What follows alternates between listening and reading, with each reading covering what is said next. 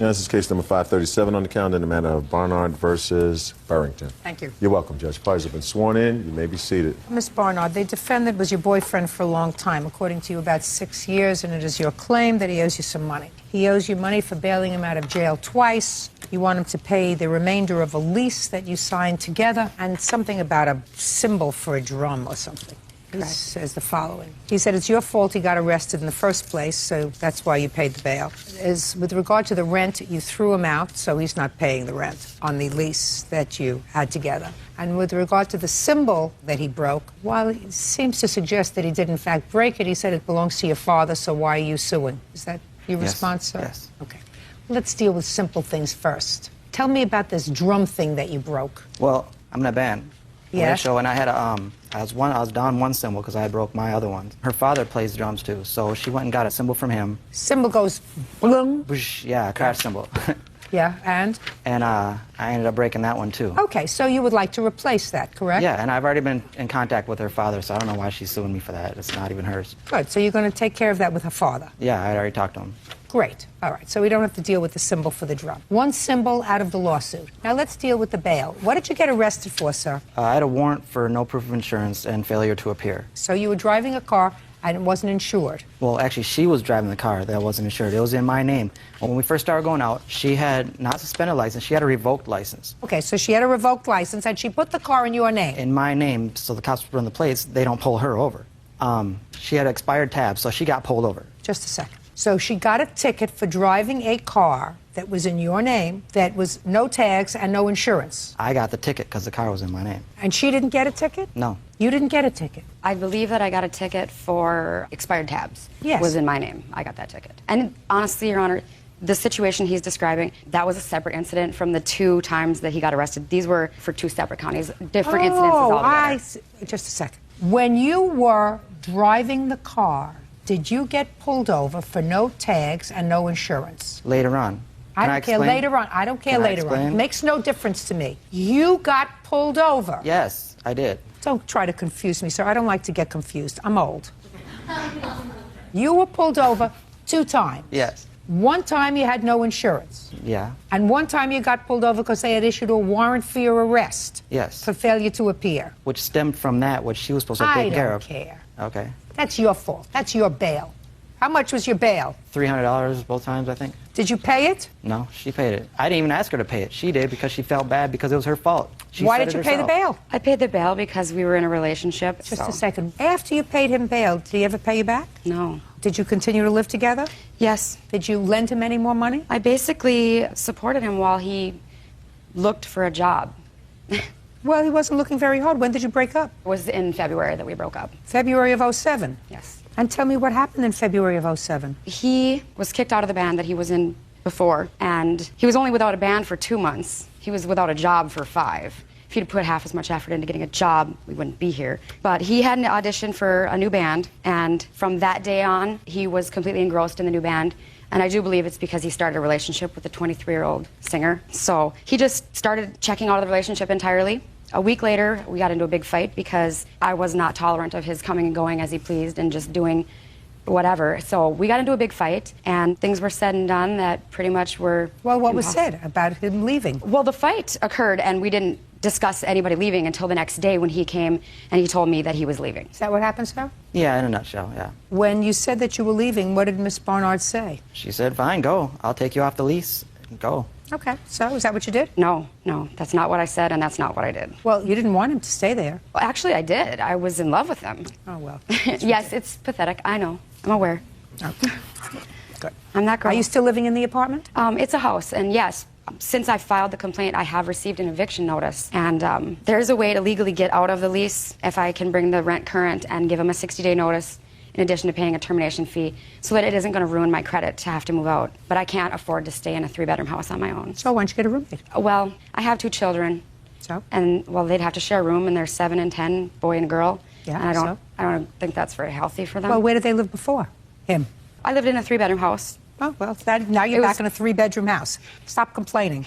You owe her for the bail. That's your bail. You pay the bail, $600. And you deal with the father with the symbol. Yes. Okay? So you owe her for your bail. As far as the rent is concerned, you live there with your 2 children. That's very nice. Pay the rent. Now, let's get to the counterclaim. You say that she damaged your car. You want to tell me Yeah, about it? She checked my car into the building the night we had a fight. It was February 17th. We had the fight because I didn't include her in what I was doing that day. You know, I went to see my band, whatever, and because we ended up at a mutual friend's party, she felt that it was her place, that she should have met them first, and so she came to the studio, guns blazing. Okay, she came to the studio and? And she just started raising hell. And? And I came out and she had smashed my car into the wall. Let me see. I have pictures and an estimate.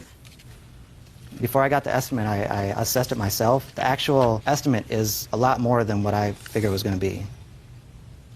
You have insurance? It was insured at the time, yeah. Well, did the insurance take care of it? No. Why? Because I didn't run through the insurance. You know, the insurance was actually in her dad's name. The vehicle is in my dad's name, and the insurance is in my dad's name, and I paid for it. You paid for? I paid for the title transfer, the tabs, 2 months of insurance, and my dad put the car in his name. Whose car my is this? car. It's In my whose dad's name? car. Well, it's in her dad's name, but it's my car. I'm the one paying for it. Judge Judy continues in a moment. And later today, Why does a man not have a checking account but goes to a check cashing place? Explain that to me. Explain it to me so that I believe it, Mr. Krause. real cases, real people. Judge Judy. Jessica Barnard claims ex-boyfriend Sean Burrington owes for rent and bail money. Sean is countersuing, claiming Jessica vandalized his car. Maybe you can resolve this with him when you take care of the symbols. Here, give this back to him. You don't have an interest in suing for the car, Mr. Burrington. The car is not yours. The car is titled in somebody else. Do you understand? Yeah. Okay. You owe her $600. That's for your bail. That's all you owe her. Do you understand? Actually, I really don't. Well, I've just explained it to you. I didn't tell him to leave the house. Yeah, I believe that it was not a good thing for you or your children Right. for him to be in the house when there is constant bickering. So if you were a True. good mother to your two children, you would have said to him, you have to leave. That's what you would have said. I can't put my children in a position where they're going to listen to constant bickering because you've chosen a band over the responsibilities of keeping a home for me and the two children, and you have another child. Is that right? Yeah. So that's what you're supposed to do. Well, And if you he's- didn't tell him to leave, you should have. Goodbye. $600 is all you get. Oh. That's it. Move on. Parties are excused. You may step out. 15 minutes of fame. Love is blind. She thinks she's an actress. He's a loser. And now the next case. All parties in the matter of Revelorio versus Krause. Step forward. Alita Revelorio says ex-boyfriend Dustin Krause owes for a series of unpaid loans. Miss Revelorio, the defendant was your former boyfriend. Put your hands down. And it is your claim that you loaned him some money. Yes. Mr. Krause says that you were together as a couple, you spent lots of money on each other, but he never borrowed any money from you. Correct. How long were you together? 2 years. Okay, and when was the first loan that you allege you made to Mr. Krause? It was February 12th, the 205. Tell me the circumstances surrounding the loan. Well, he was working for his dad at that time, and his work was going really slow. His truck broke down. He didn't have any money, and he said he didn't have his truck. He was going to lose his job. So He was going to lose his job with his father? yeah. Your father was going to fire you, Mr. Krause? Well, it's not his. No, Your Honor. No, he would let me work there for as long as I needed to. So your father likes you? Yes, most of the time. Okay, so he said something was wrong with his truck, Miss Valerio. Mm-hmm. And? Yeah. His truck broke down, and my uncle knew a place, and he offered us to bring the truck over there. We say yes. When it was time to pay, he said he didn't have the money. And so I said, okay, you need your truck to go to work, so I'll let you borrow the money, but you have to pay me back. How much did you lay out for the truck? It was $1,200.81, including the towing. They went and towed the truck. Okay, so that was the first loan. That was the first loan. What was the next loan that you made to him? It was November 10. It was $1,000. His truck broke down again. November 10th, 2005? 206. That was a year after. So he hadn't paid you any money No. of the $1,200, so you gave him another $1,000. Well, we had a serious relationship, and the only reason that I was doing that, it was because I wanted to help him. He was abusing on alcohol and on drugs, so I decided, I said, I will help you again. And I did this loan on November 10. On November 17, he disappeared. He just moved out, and he was already with her. That means he was already cheating. And I asked him so many times, I went to his face, and I said, Those were the two main loans you made to him, is that right? Yeah. Right, Mr. Krause? Yes, Your I'm Honor. listening. The first loan was money that I gave her to write a check due to the fact that I do not have a checking account. So you gave it to her in cash? Correct. Why is it that you don't have a checking account, Mr. Krause? Because Is when- not an answer. Go think God will give you the answer, sir. It's not going to happen. Why And, does a man not have a checking account but goes to a check cashing place? Explain that to me. Explain it to me so that I believe it, Mr. Krause. When I was married in 2001, Your Honor, me and my ex-wife bounced quite a few checks, so therefore I was in check systems. So I was unable to open a new checking account. Records on check systems means you wrote out checks and you had no money in Correct. the bank. So that was a fraud. Correct. Yes. What kind of company are you working for now? I work for a fire sprinkler company. Paid in check or cash? Check. What do you do with your checks? Right now? Look at you looking over there, Mr. Krause. Yes. Why are you looking over there? Just admiring your flag, Your Honor. Good. Take out your wallet. What card do you have in there, sir? It's a couple business cards, Your Honor. I'd like to see it, please.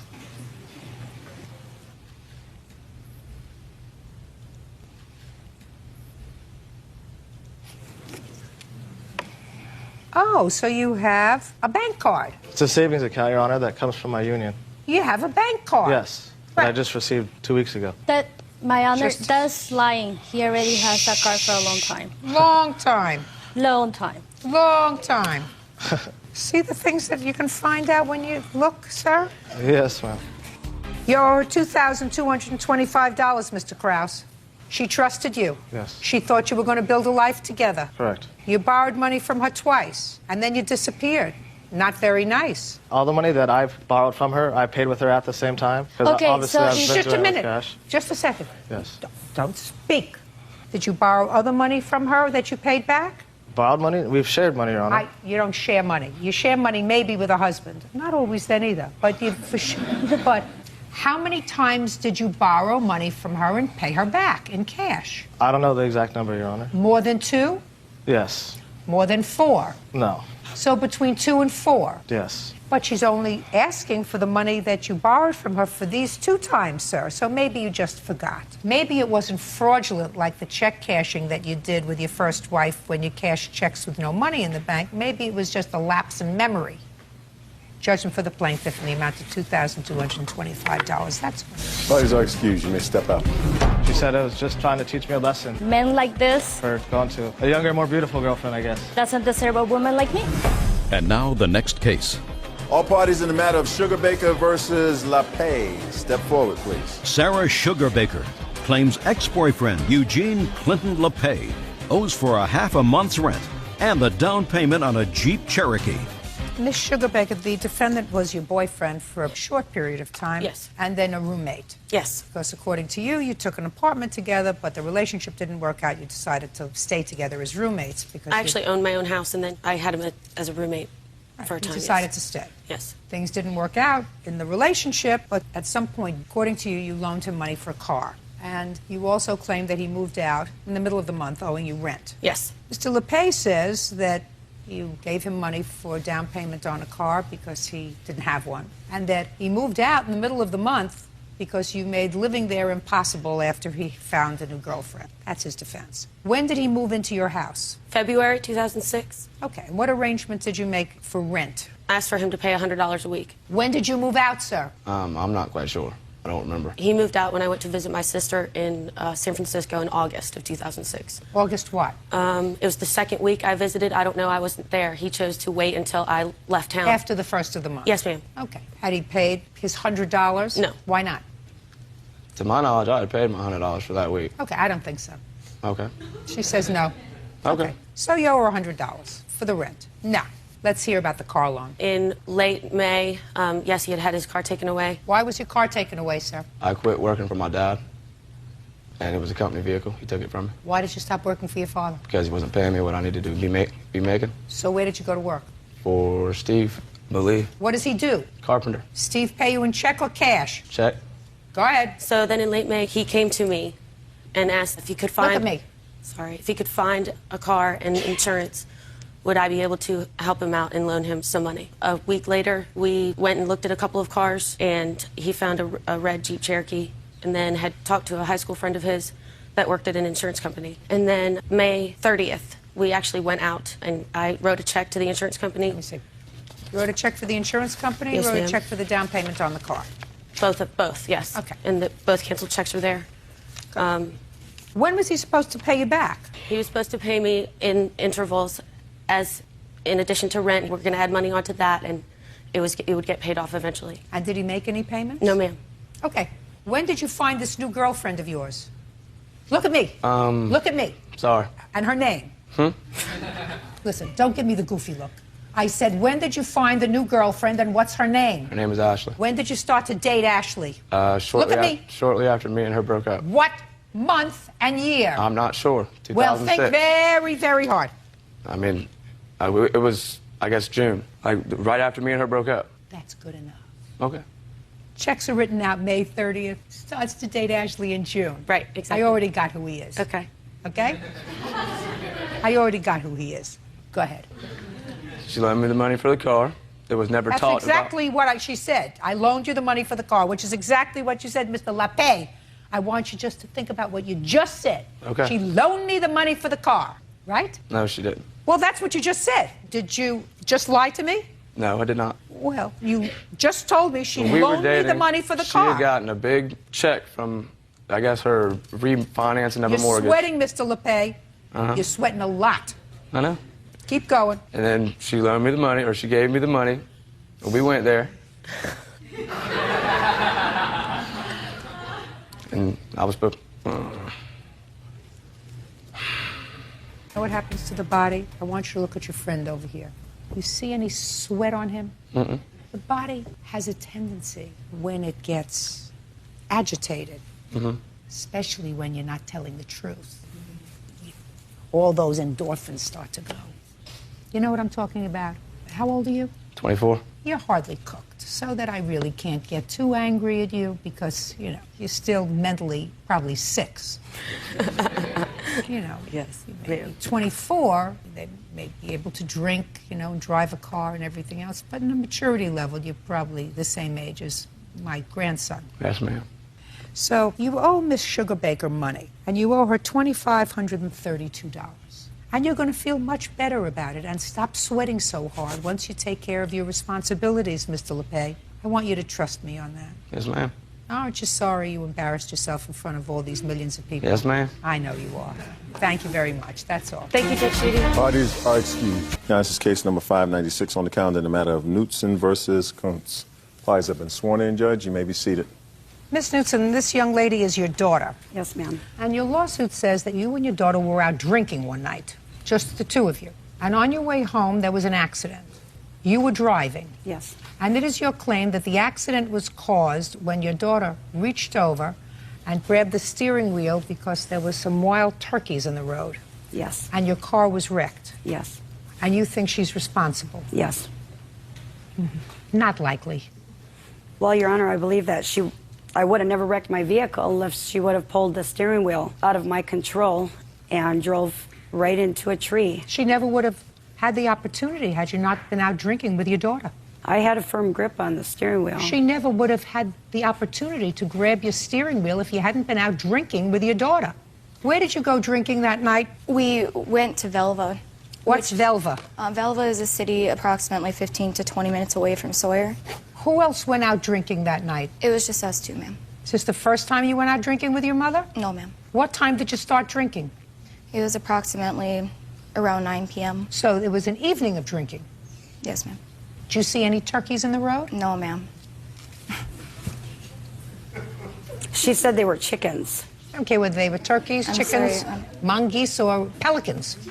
I'm sorry. If you hadn't been drinking that night, the accident wouldn't have happened. I'm an experienced driver. Even when you're drinking. And I haven't had that much to drink that night. I am disinclined to find your daughter responsible for an accident that happened while you were driving after you had spent a night drinking. So if your truck was wrecked, and if you didn't have insurance on it, go out and buy a new one. I did have However, insurance. that's what your daughter says that you did. And she has a counterclaim that I'm really more interested in. Your Honor. And her counterclaim is that After this happened, you asked her to cash a check for you, and she did. You told her that the check was from some work that you did online.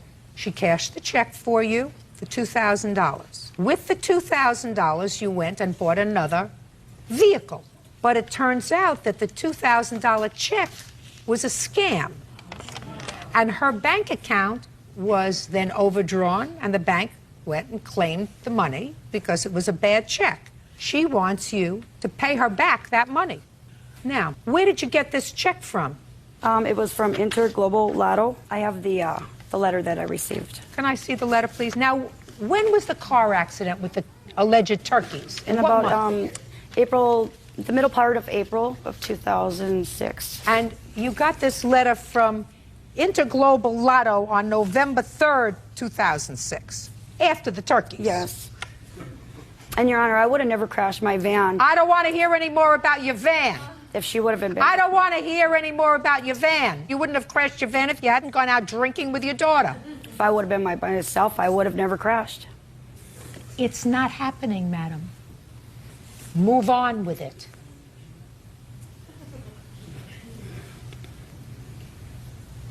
So after you got this bogus letter, what did you do? I got a hold of Crystal, and I asked her if she could take me to our bank, because we both banked at the same bank. For what? To cash the check. That was attached with that letter. Your Honor, I do have a copy of the check. Can I see it, please? Yes, And we ma'am. went there, and they said that I no longer had an account there, so Crystal said that I'll cash it on my account because I have an open account, and the bank teller had her sign it after I had signed it. Good, and she cashed this bogus check for you that any 4-year-old could tell from the letter itself was a bogus letter. The only thing it didn't say that it came from some third world country, which they usually do. Your Honor, Just say nothing. She cashed the check and she gave you the... Money. After I gave Just- her $250 for... She gave you the money. Yes. And what did you do with the money? I paid on some bills, and I bought myself a vehicle. Fine. So you spent the money on yourself, on your bills, which you would have to pay anyway, and a car for you, and it turned out to be a bad check. Who do you think should be responsible for paying for your bills and your car? Her or you? Well, she never paid anything for it. And the bank, it was investigated by a detective, and he investigated the case because the bank had filed a... Listen to my question. Yes, ma'am. Now, if this letter that any idiot would know is a fake, Yes. came with a check for $2,000, and if they said, we'd want you to cash this check and then send us back $2,000, and we're going to send you $120,000. That's not what it says on the letter, though. I know that. Put on your listening ears.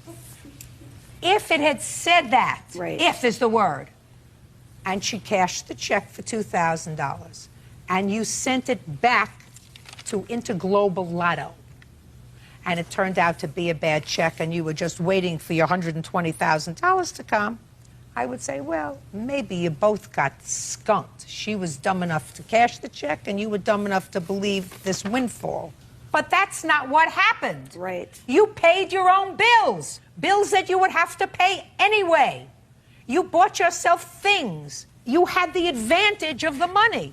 So between you and your daughter, who should have to pay it back? You, listen to me, you who got the benefit of the money, or your daughter, who maybe got the benefit of $250. Well, Your Honor, it says on there, though, that that's just to pay the taxes on the $120,000. So I figured I'd spend the $1,900 and then wait until I got my $120,000, and then I'd take care of the taxes. Do you have a lot of children? 5. Are you not listening to what I said? Yes, ma'am, I do. Then try answering my question. Judge Judy continues in a moment. Who should pay the money back? Is that a hard question? No. Is that a hard question? My 4-year-old grandchild could give me an answer to that question, madam. And later today, Did the defendant ever call the police and allege any domestic violence in your home? No, she didn't. Police were never called to your home. She should have, though. I'm not speaking to you. real cases, real people, Judge Judy. Doreen Knutson says her daughter, Crystal Kuntz, wrecked her car while trying to avoid turkeys crossing the road. You got the benefit of the money. You spent it on yourself. Right. She didn't. Between you, who got the benefit of the money, and your daughter, who did not get the benefit of the money, who should pay the money back? Is that a hard question? No. Is that a hard question? I've repeated it now 3 times. 3 times. My 4-year-old grandchild could give me an answer to that question, madam. Well, actually, I think the bank should go after the company who issued the check, because it's like writing a bad check. They wrote a bad check and they won't honor it. The bank cashed the I would check. like you, Miss Knutson, to make me a promise. I want you to raise your right hand, please.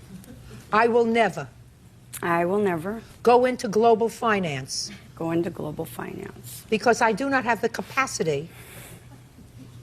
No, I don't want to say that. Yeah, but- well, you don't. Did your mother give you $250? The answer is either yes or no.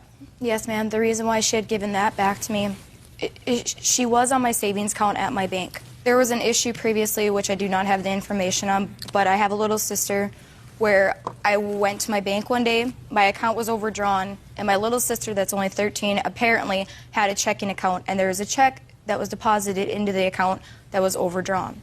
Come to find out, my little sister that was 13 never had an account. I had to end up paying because I only had $70 in there at the time, and so she felt to pay me that back out of the check that she had received. Was there a problem with your 13-year-old daughter's account? No. No, all right. She never had an account.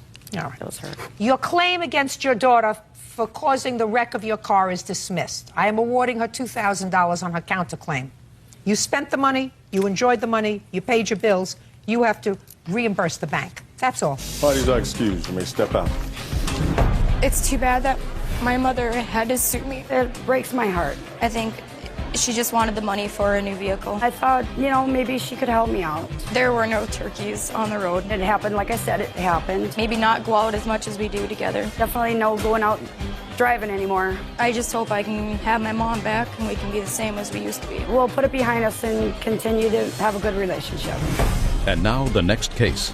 All parties in the matter of Clark versus Schwegler. Step forward. Douglas Clark is suing his ex-girlfriend, Marlena Schwegler, for stealing his belongings when she secretly moved out of his home.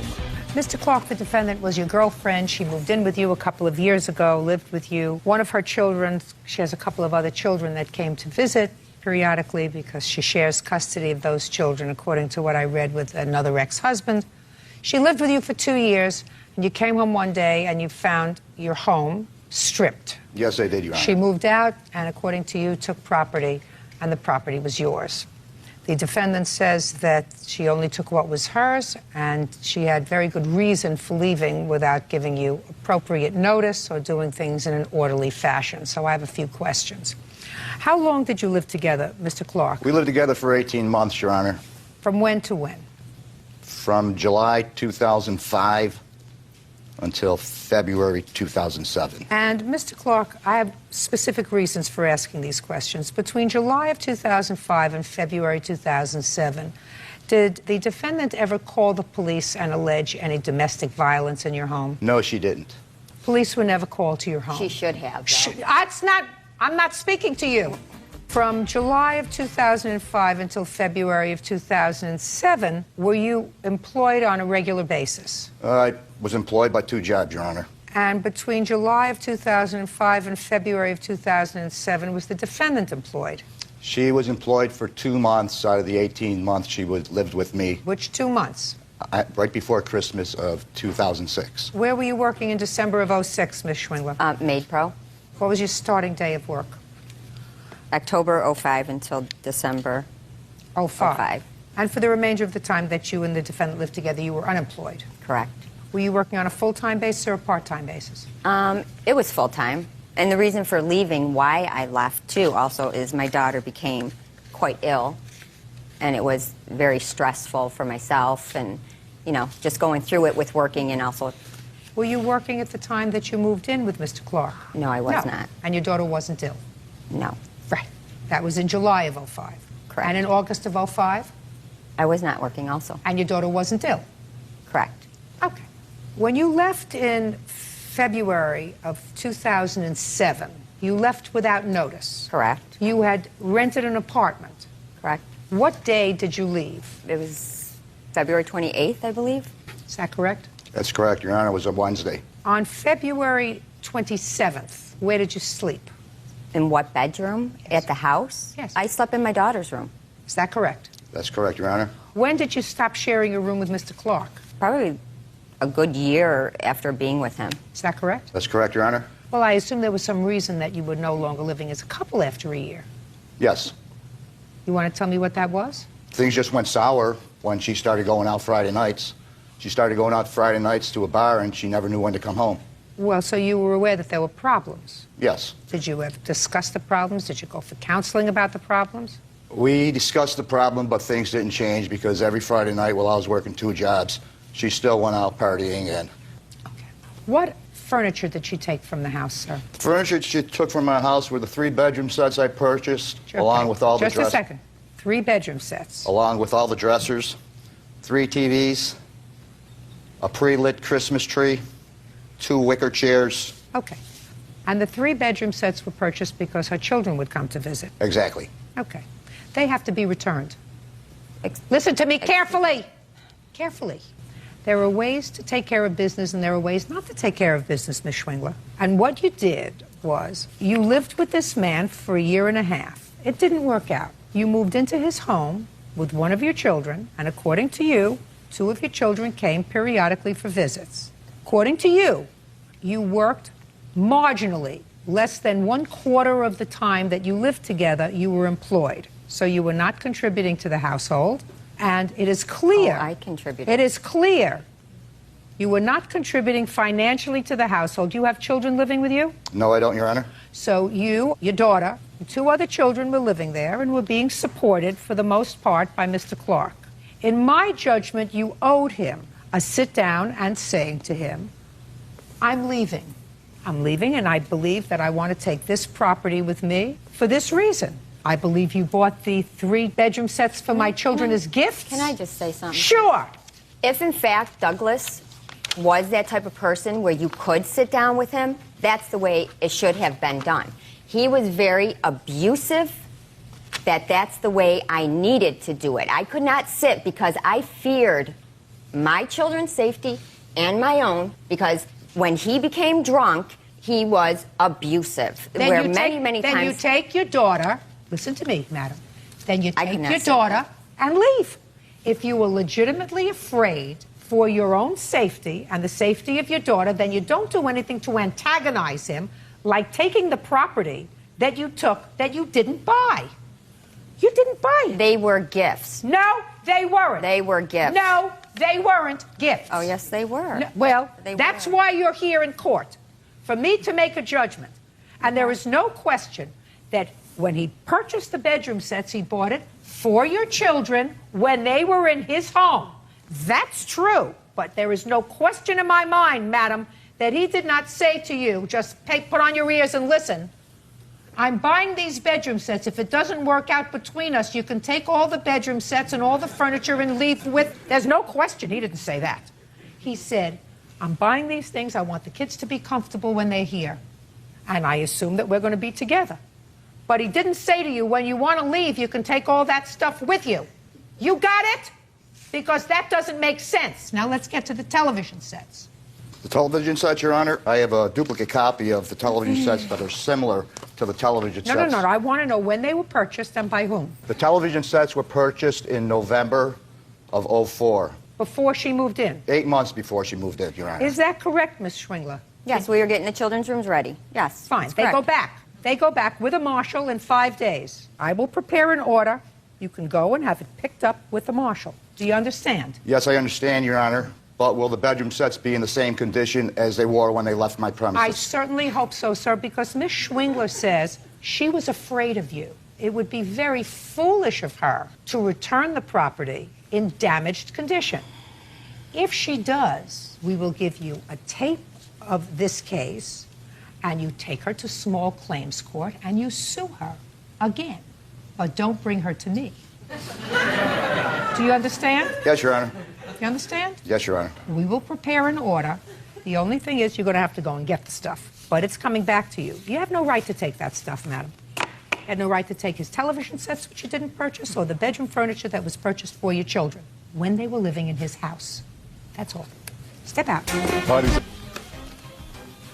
Your Honor, this is case number 567 on the calendar in the matter of Schiller versus McCraw. Our parties have been sworn in. You may be seated. You're welcome. Miss Schiller, this is your daughter, and you're suing her for a loan that you made to her when she was pregnant and you wanted to help her get her finances in order. Your daughter says that you did, in fact, loan her some money. However, you also stuck her with a year's lease on an apartment that you signed together when she was 8.5 months pregnant, so you're even. That's your defense, right? Correct. Okay. I gather from your papers, Ms. Schiller, that you and your daughter had a sort of up-and-down relationship for a while. Would that be a fair statement? Yes, ma'am. What made you decide to move in together? My daughter was pregnant and needing assistance and support. I thought that her and I moving in together would not only help her to get back on her feet, but also to help her get her credit back in good standing. Where do you work? I work for myself. I'm a housekeeper. You and your daughter rented an apartment and both signed a lease. Yes, in what ma'am. month? In August of '06. Is that correct? Yes. And what was the rent on the apartment? $595 plus the deposit. And when did you move out? December 11th. Had you paid December's rent? No, ma'am. Okay. Now tell me about this loan that you made to your daughter. Well, my daughter had... She had a whole bunch of credit cards. Yes, ma'am. Okay, so we know that. And you wanted to consolidate those credit cards, so you put it on And your manage credit it. card. I put it on my credit How card. much? $48.57 and 80 cents, I believe. And you made no payments on this? I had made one payment Of how much? of $100.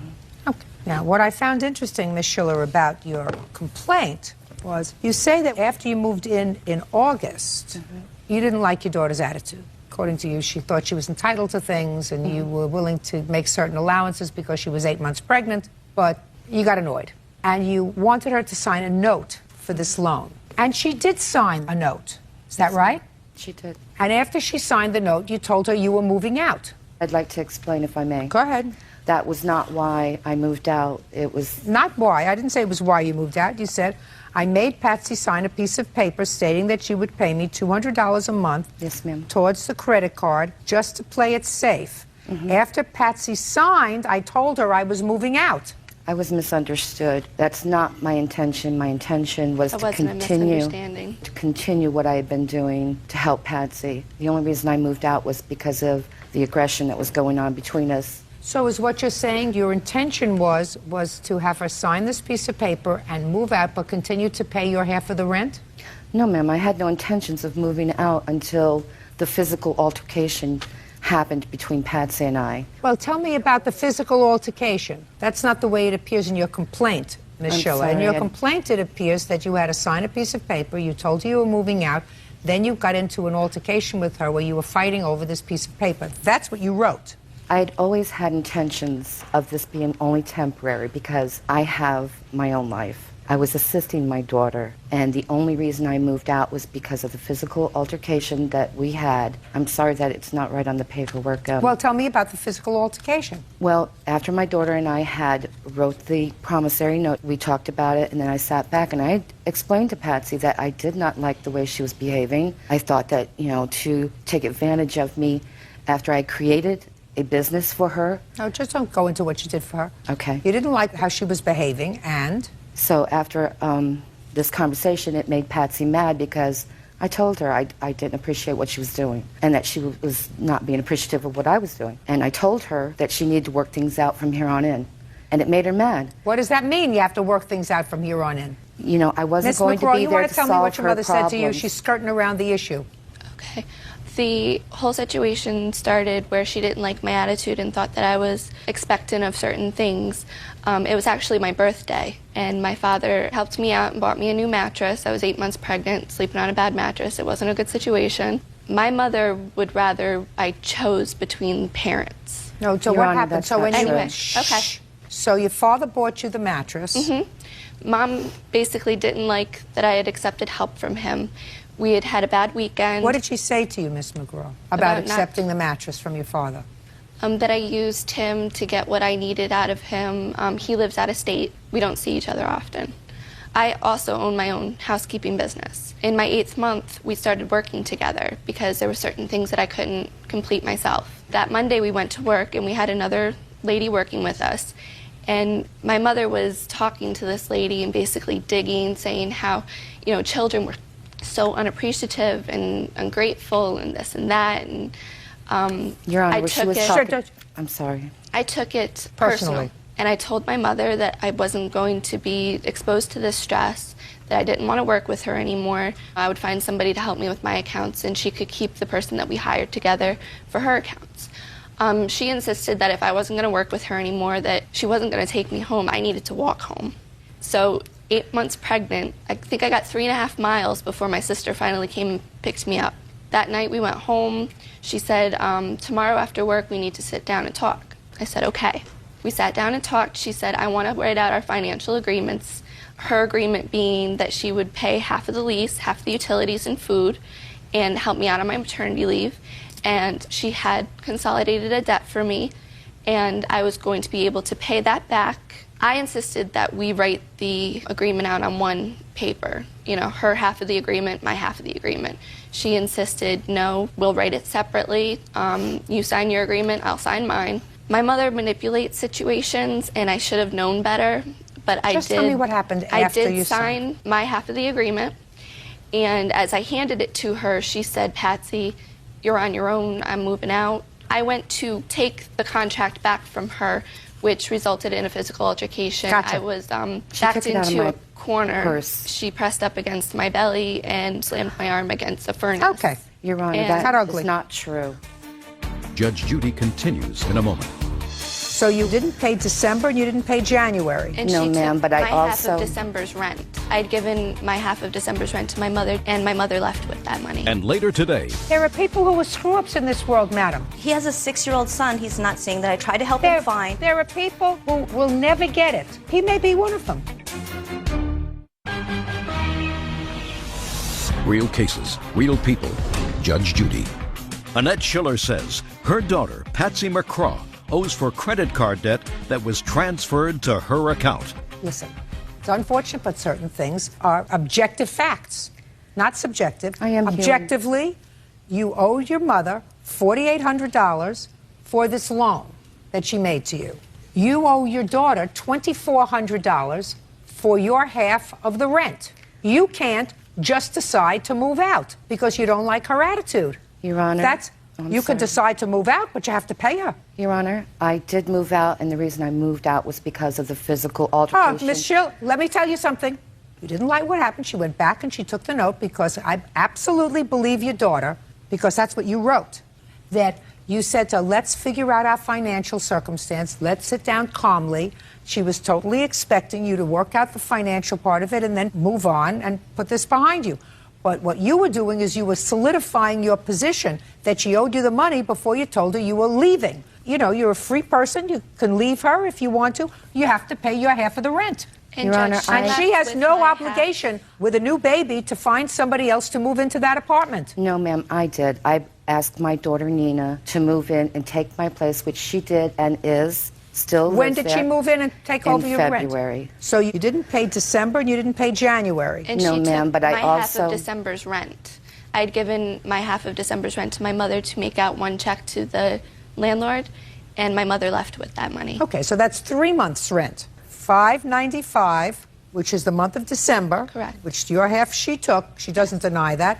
And half of January. Your Let's Honor, make it an even $300. I also paid Patsy 30% of the work that I did while she was out on maternity leave. I also helped her from there on in. That's Your fine. Honor, I have been a I good just mother, want and I have to, supported her right from the beginning, and I just like to be Michelle, heard. Good. And You were that's- heard. I I had to appreciate You were make her heard. sign a You were heard. contract. However, you owe her for the month of December, and you owe her for your half of the rent for January.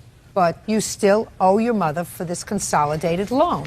You Your don't Honor, owe I feel $4,800, you owe a the promissory $3,905. note was ripped in half. It was I don't care called whether even. doesn't make any difference whether the promissory note was ripped in half. Put your hand down. Yes, ma'am. You told me that she lent you the money Yes, so ma'am. that you could consolidate your debt. Yes, ma'am. You acknowledge that. That doesn't have to be a note. Your And Honor, I'm I'm sorry. And I am giving you credit for the amount of rent that you had to expend after she left without paying the rent. Right. Until your sister moved in. Right. Fine. So you owe your mother $3,905. Okay. You're right. Pay her. That's all. That's it. Yes, ma'am. Please excuse. You may step out. Tough love is not only hard for the child, but it's hard for the parent. I believe in tough love. I don't think that this falls under that category. Still love her and will always care about her. I've had such up and downs with my mom that it's tough, but I'm used to it, I guess. If you keep talking, you can work out anything. I really don't see much of a relationship continuing for the two of us. I do love her. I don't have room for the stress and the drama. And I always have and I always will. It's just not a good situation all around. And now the next case. All parties in the matter of Tillis versus Fortone, step forward. Camilla Tillis is suing her former employee, 21-year-old Arturo Fortone, for unpaid rent and bills, as well as bail money and impound fees. Ms. Tillis, is your husband in the military? Yes, ma'am. According to your complaint, the defendant both was a boarder in your home and was hired to work in your business. That's correct. And based upon his own statement, Mr. Fortone Yeah, Fortone. is a bit of a screw-up. And you hired him to work in your business to make deliveries. What kind of business do you have? We deliver from 8 different restaurants to people's homes and offices as like an alternative to pizza. So it's a catering business. And he was a driver. Yes. And he lived in your house. Yes. He was supposed to pay rent. Yes. And according to you, he didn't pay the rent he was supposed to. Your car was pulled over when he was driving for the business because he was driving drunk and it was impounded. You had to pay impound fees and bail fees for him. He didn't pay his rent. You finally got fed up with him. You fired him. But according to you, because he was drunk all the time and always getting into difficulty, you lost a lot of business. What's your first name? Arturo. Arturo says in his answer, well, he sort of told you that he was going to screw up. You should have believed him. Right? Yeah. Isn't I that told what you her right said? off the bat. All right. Do you owe her any rent? No, I don't. Did you pay her rent? Yes, ma'am. After the last time that I was there, I lived there like half of the month I was there, and I paid her half of the month, and then I left. What did you pay, every 2 weeks or every month? Yeah, like every 2 weeks. Every 2 weeks I'll give her half. When did you, Arturo, we're going to talk honest with each other. Oh, yes. Do you understand? Mm-hmm. Good. When did you hire him? In May. He was driving your car during the first instance. My husband's And tell me what happened. He got pulled over for DUI? Yeah. The car was impounded? Yeah. Show me your check to get the car out of impound. That I do not have because they were very uncooperative at the impound place, but I do. But you do have what? I have proof of that we bailed him out, and our car was in impoundment while he was in jail. So in order for my husband to get back and forth from work, we had to get the car out of impoundment. You got the car out of impound while he was still in jail? Yes, ma'am. How much was it? $200. Did he pay you back that money? No. I believe you. You have no proof that you gave her back that money, do you? No, ma'am. And what about his bail? Oh, I'm sorry. The impound was $160. The bail was $200. I apologize. Okay. What about the bail? You have proof that you paid it? Yes, I do, ma'am. You have proof that you paid her back? No, actually, the way it worked, that I was in the jail, and I had my money in my account, and I had my credit card in my wallet. So I told one of the CEOs for there to get my wallet so I could bail myself out. And he was like, well, even though you can do that, you're not going to be able to bond yourself out. Somebody has to sign for you outside of the jail. Right. So she didn't have the money to bail me out because she said she was broke. Just a minute. She posted the bail. She signed the papers, but Right. she did not pay it. I paid it out of my pocket. Well, when did you give it back to her? That's the thing. She didn't pay the cash. The jail handed her the money to go bail me out. Like, it was a transaction between the jail and me. And she was just like the middleman that had I mean, signed you the gave her paper. your credit card. No, the jail swiped the credit card, and they gave her the cash. I don't And even know she where the went. jail is. That's how I got out.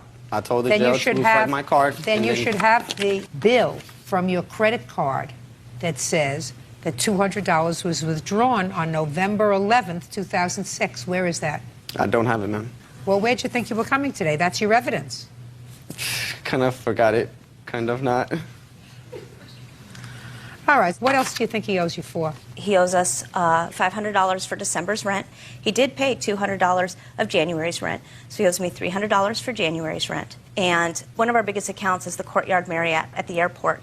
I have a history of all of our orders at the Marriott. I know. Let me cut you off there, Ms. Yes. Tillis. One of the things that you're suing him for, which you cannot recoup, is you claim that because he turned out to be a less than stellar employee, you lost business. Yes. You don't get paid for that. But he's not an employee, he's an independent contractor, and he signed a contract. That may be. You still don't get paid for that. Okay. What else?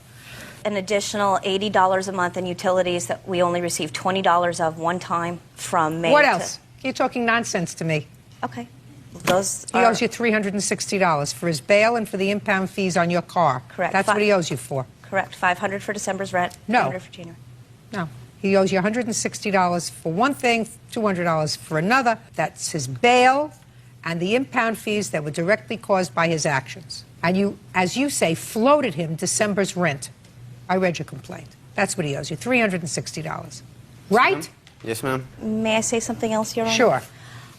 He sat there at our Thanksgiving table and told us what a blessing we are in his lives, how many times we helped him. He doesn't get that his feelings don't define his character, that it's his actions that define his character. He doesn't realize the effect he has on everybody else. We tried to help him so many times. There are people who are screw-ups in this world, madam. He has a 6-year-old son. He's not seeing that. I tried to help him find. Miss and he Tillis, said he just made his peace there with are people who will never get it. He may be one of them. May I just explain one more thing? I was on bed rest because I was 8 months pregnant. So my husband had to be in the house with me, so he couldn't drive the orders. So when he drove down our sidewalk... There is no cause of action for someone who is either an employee of yours, and he was clearly an employee of yours because that's what he was doing. He was making deliveries. And the fact that you made him an independent contractor for the purposes of insurance does not sway me one way or another. He was making deliveries for you, for your business. That's what he was doing, and he was doing it on a regular basis. And if he was a drunk and kept getting himself into trouble, and if you kept him on at least twice, because he got pulled over once, you kept him on until he trashed his own car. I just felt he deserved a second chance. Until he trashed his own car. You don't get paid for the business that you lost because you made an error in judgment by hiring him. That's not a cause of action. You don't get that. You do get $360, which was his bail, which I don't believe he paid, and the impound fees, which he caused by driving while he was drunk.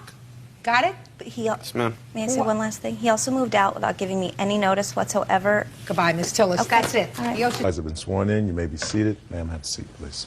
Ms. Short, you and the defendant were engaged to be married. You were living together. It didn't work out. Mr. King left. He left you a note saying, goodbye, it's not working out. Since you were living in a home and you'd signed a lease, you think he should be responsible for his portion of the remainder of the lease, which was 6 months. And in addition, since he terminated the engagement, you believe that he should be responsible for some of the wedding expenses.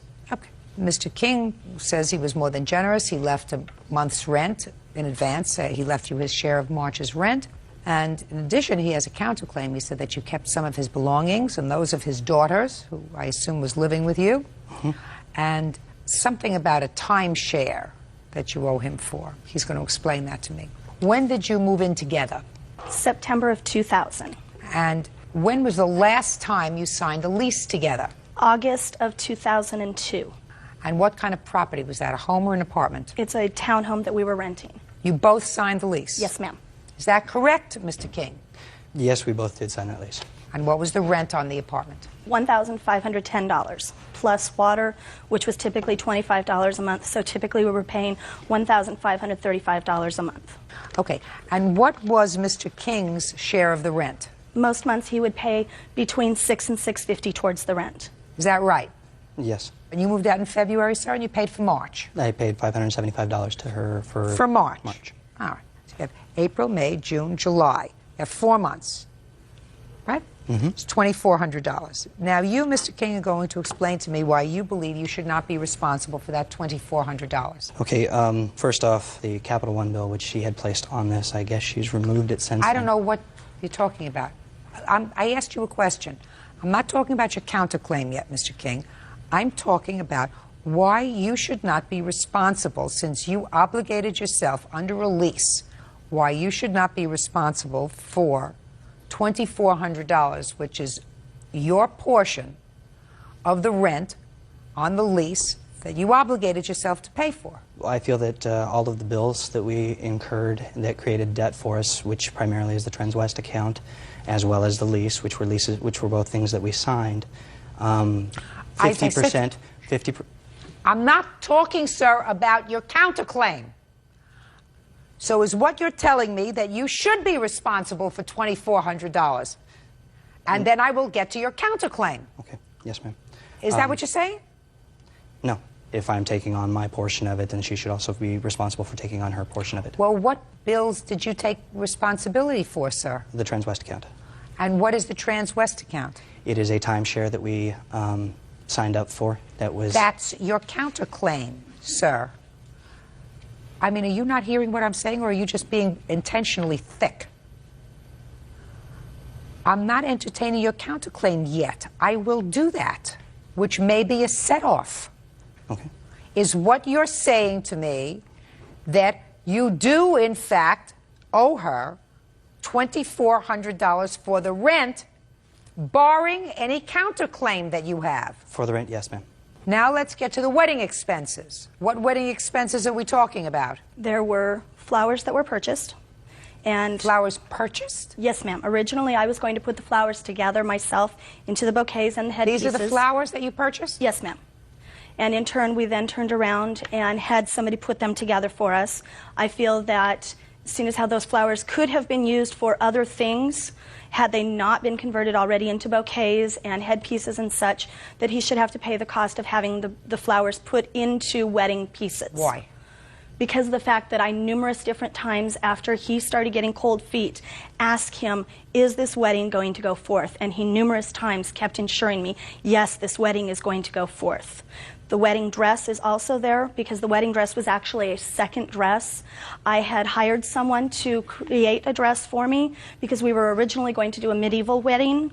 And so I had purchased fabric for that, had hired someone to do the dress for me, and then his mother kept saying repeatedly that she wanted a more normal wedding, a more traditional wedding.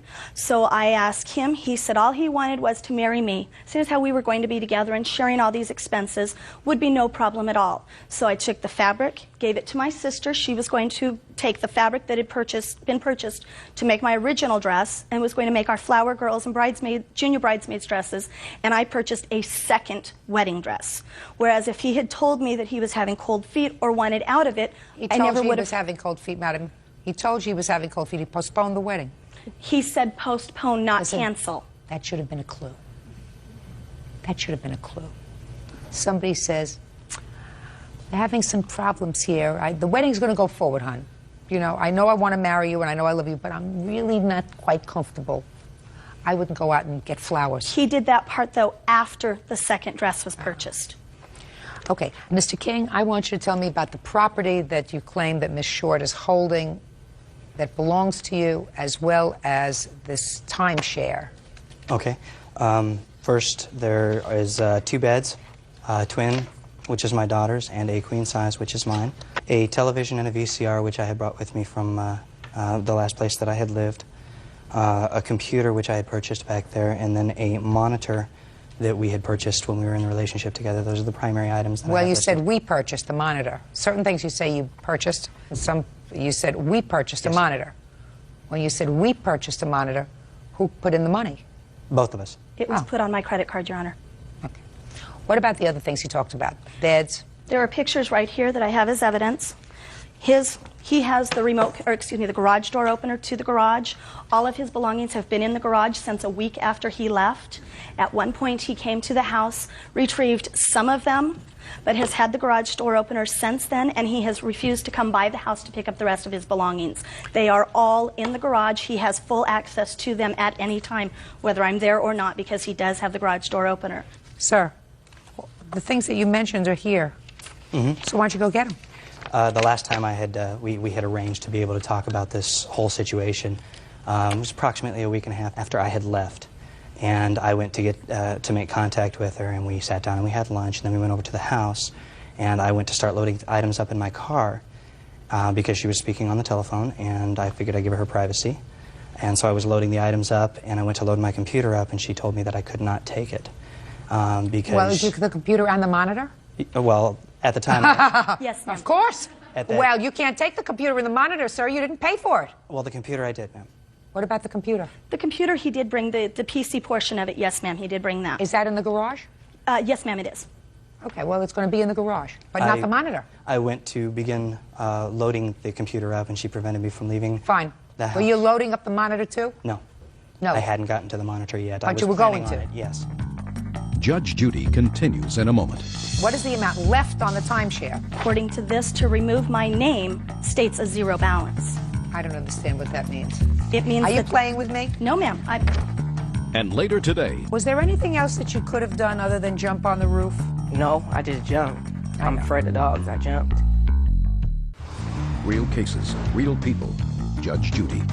Raina Short says ex-fiancé Gerald King owes for breaking a lease and for half the cost of a wedding. So, only your things. Listen to me. Your things. The computer, that's going to be in here because that belongs to you, not the monitor. Okay. Not the monitor. The rest of the things you have to go get. But, listen to me. You have to go get them 5 days from today. Do you understand? Yes. If you do not go to get them 5 days from today, I am giving her permission to call the Salvation Army and dump all your stuff. Do you understand? Yes, ma'am. Okay, because she's not your storage unit. Clear? Yes, ma'am.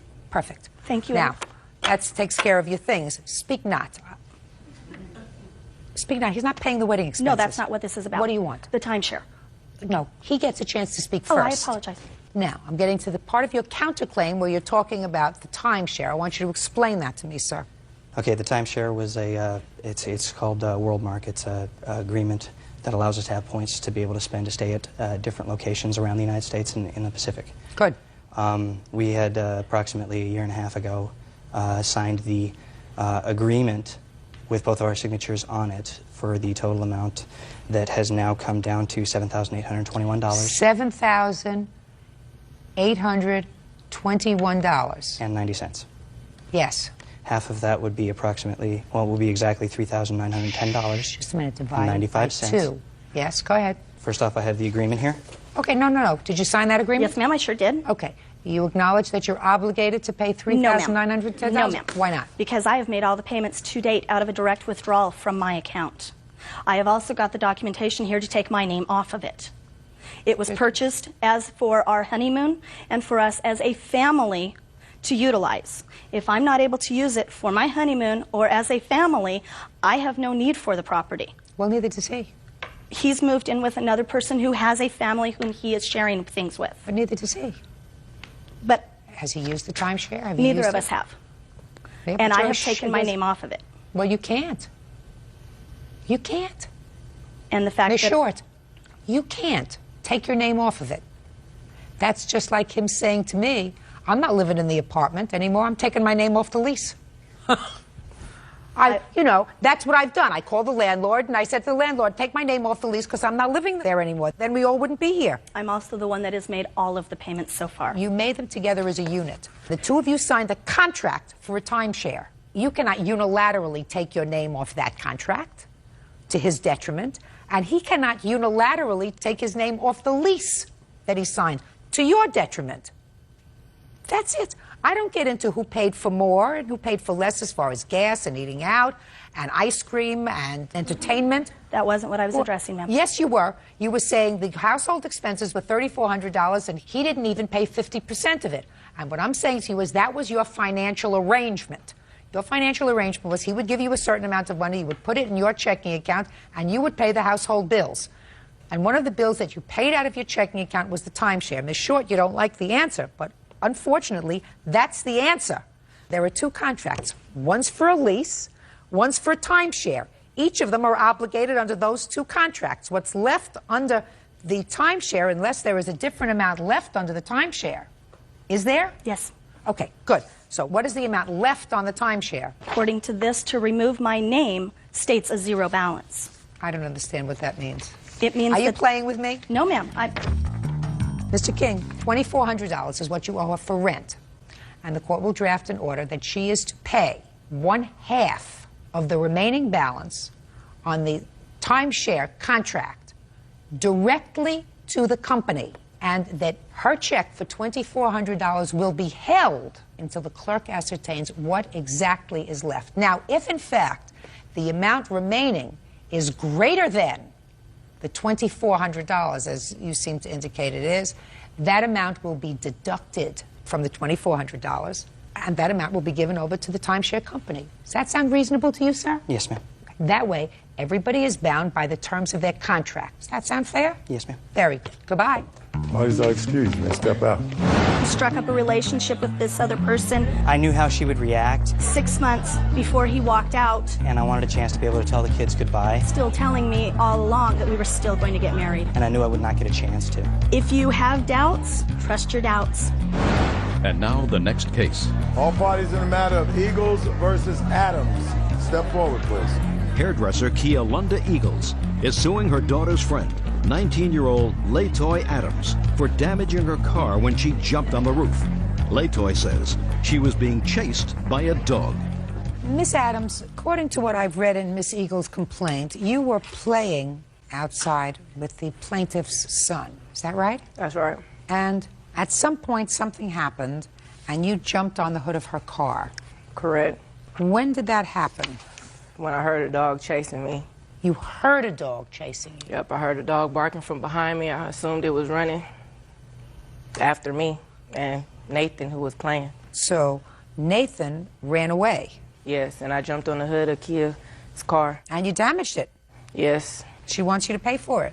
She told me I didn't have to. After I suggested I pay for it, she said she wasn't materialistic and I didn't have to pay for a car. Is that right? Yes, I didn't really press the issue. I was supposed to sell the car, and when they saw the car, they no longer wanted it because it's over $2,000 damage done to the car. Of course, if the roof of the car is dented, it's going to reduce the value, but did you tell her she didn't have to pay for it? Well, I had mentioned it to her. I told her don't worry about it at the time. Then I called her and I told her that I was supposed to sell the car, and they won't accept it like that, and so I told her that she had to pay for it. So How much after the incident did you tell her she had to pay for it? Probably about 2 weeks. Okay, you have a picture of the car? I sure do. Let me see. What kind of car was it?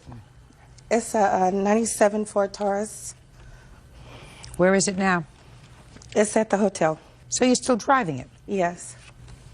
Not as bad as I thought it would be. Those are just the pictures. There's a lot of waves on top of the roof. There's plenty of waves there. Okay. It's very noticeable Now, when you're on it. When did you purchase the car? About 2 years ago. And how much did you pay for the car when you purchased it? We'll say $7,200. Now, you said you were going to sell the car. Why were you selling it?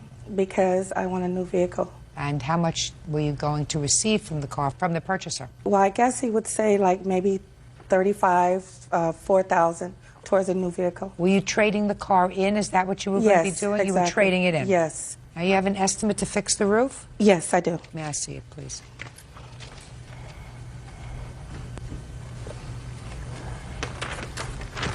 How do you pronounce your first name? Latoy. How old are you? 19. Latoy, was there anything else that you could have done other than jump on the roof? No, I just jumped. I'm know. afraid of dogs. I jumped. What is this estimate for? That's for them. They're going to cut out the top of the roof of the car, and they have to replace it with another roof and do other things to it. When you took the car back to the company when you were going to get a new car, how much did they say they would give you for the car as it was? Well, after he told me that he couldn't take it like that, I just began to get mad, and I just said, forget it. And then I took it to some appraisers to tell me how much the damage is. And then after I got it fixed, I was going to take it back. So what do you think? I feel that in L.A. I could get it done cheaper if I was to do it. Well, did you tell her that? Yes. After I was served papers, I did suggest that, and it was negative. So what do you mean it was negative? She said that she has someone that does her car for her on a regular basis when something's wrong with it. And who is that? That's affordable repairs. Is that one of the estimates that you have here? Yeah, that's the main one. That's the one I take my cars to. Look, I don't think anybody thinks that this was her fault, that the dog ran out. But it was her fault that she chose to jump up on your car when there were other alternatives. The dog started to chase after both of them. She ran one way and Nathan ran another way. They were halfway down the street before she jumped on my car. But maybe in her head, she's thinking he's still chasing her. There was a fear. Okay. There was a fear. But it's not your fault. No, it's not. And the defendant had other options. The defendant has to take care of this damage. Do you have any insurance on the car? I had other options. You had other options. All right. He didn't jump up on a car, did he? Nope. Why don't you run the same direction he ran in? We were running the same direction. I took 2 steps and leaped on top of a car. He didn't. Dog didn't get you, did it? Mm-mm. All right. I don't think that there's any fault or blame here. You just didn't exercise good judgment. Judgment for the plaintiff in the amount of $1,873. That's all. Thank you. Okay, thank you. Parties have been sworn in, Judge. You may be seated. Why don't you sit down, young man? Mr. McClure, this is your former wife, Yes, Your Honor. and this is your son Yes, Your Honor. that you had together. Correct. You have one child together? Yes, only one. And how long are you divorced, Mr. McClure? Approximately a year and a half. When you were divorced, where did your son live? Initially lived with my wife. For how long? Approximately 2 years. Okay, and then came to live with you. Yes, as of the end of July of this year. Both you and your son are plaintiffs in this case. I'm going to hear from you first, and then your son and I are going to have a discussion. Your son came to you in July. You were under a court order for support. Support order was for how much a month? $677 a month. Your suit claims that that money was taken out of your salary for the month that your son was with you, and so therefore you've overpaid child support. Correct, until we could get the paperwork in on the modified divorce order. Mrs. McClure, you do not deny the fact that he overpaid the $677 for that month. No, ma'am. So what's the issue? Why don't you return it? He had continually told me that I was to spend every single dime of child support on Camden. That's not true. Shh. She's giving me her reason. I just did. I knew that it was an overpayment. Well, if you knew it was an overpayment, you did the wrong thing. But and if you did the wrong thing, you have to pay him. I also tried to pay him back. No, according to you, try to pay him back $10 a week. Or $20 a week. And that's unacceptable, because it would be unacceptable, Ms. McClure, if you were the recipient of child support in the amount of $600 and change a month, and he decided he's not going to pay you the $600 a month. He's going to give it to you in dribs and drabs of $20 a month, and he'll catch up when he wants to catch up. That would be unacceptable to you. It's unacceptable to him, because he had the responsibility of supporting the child during that month, and you have the responsibility of paying him back the money. You should have sent it back as soon as you got it. We understand each other? Yes, ma'am. So your claim is for $677? $624 and change. $624. Just saved yourself $50, Mrs. McClure. That's what you're entitled to, and that's what you're going to get. Understood? Yes. Now you can stand up. What's your first name? Camden. Why did you go and live with your father, Camden? The living experience with my mother wasn't a very likely. How old are you? 16. So you lived with your mother for 16 years. You mean all of a sudden it became an unpleasant experience? Yes. In what regard, sir? I wanted to spend more time with my father, so I was wanting to go live with him. That's perfectly acceptable. Then when I informed her of it, progressively our relationship just got worse. Well, that's unfortunate. But your desire to go to live with your father, according to you, was just because you wanted to spend more time with your father. Is that right? Yes. You have a problem with that, Mrs. McClure? Only for the fact that several months before that, we had discussed him going to live with Brian, and he said that he did not want to under any circumstances, and he actually wanted me to promise to him that if Brian sued for custody, that I would not go along with it, I would go to court. Changed his mind. Listen to me. Let's say that happened. He changed his mind. And that's what kids do when they're 16 years old. So when they're 16 years old, what you're supposed to do is say, listen, you want to go live with your father? Free. I'm free. Right? I don't have to worry about where he is. I don't have to worry about him coming home. I don't have to clean up after his mess in the bathroom. You don't have to fight with him over cutting his hair. You don't have to do anything.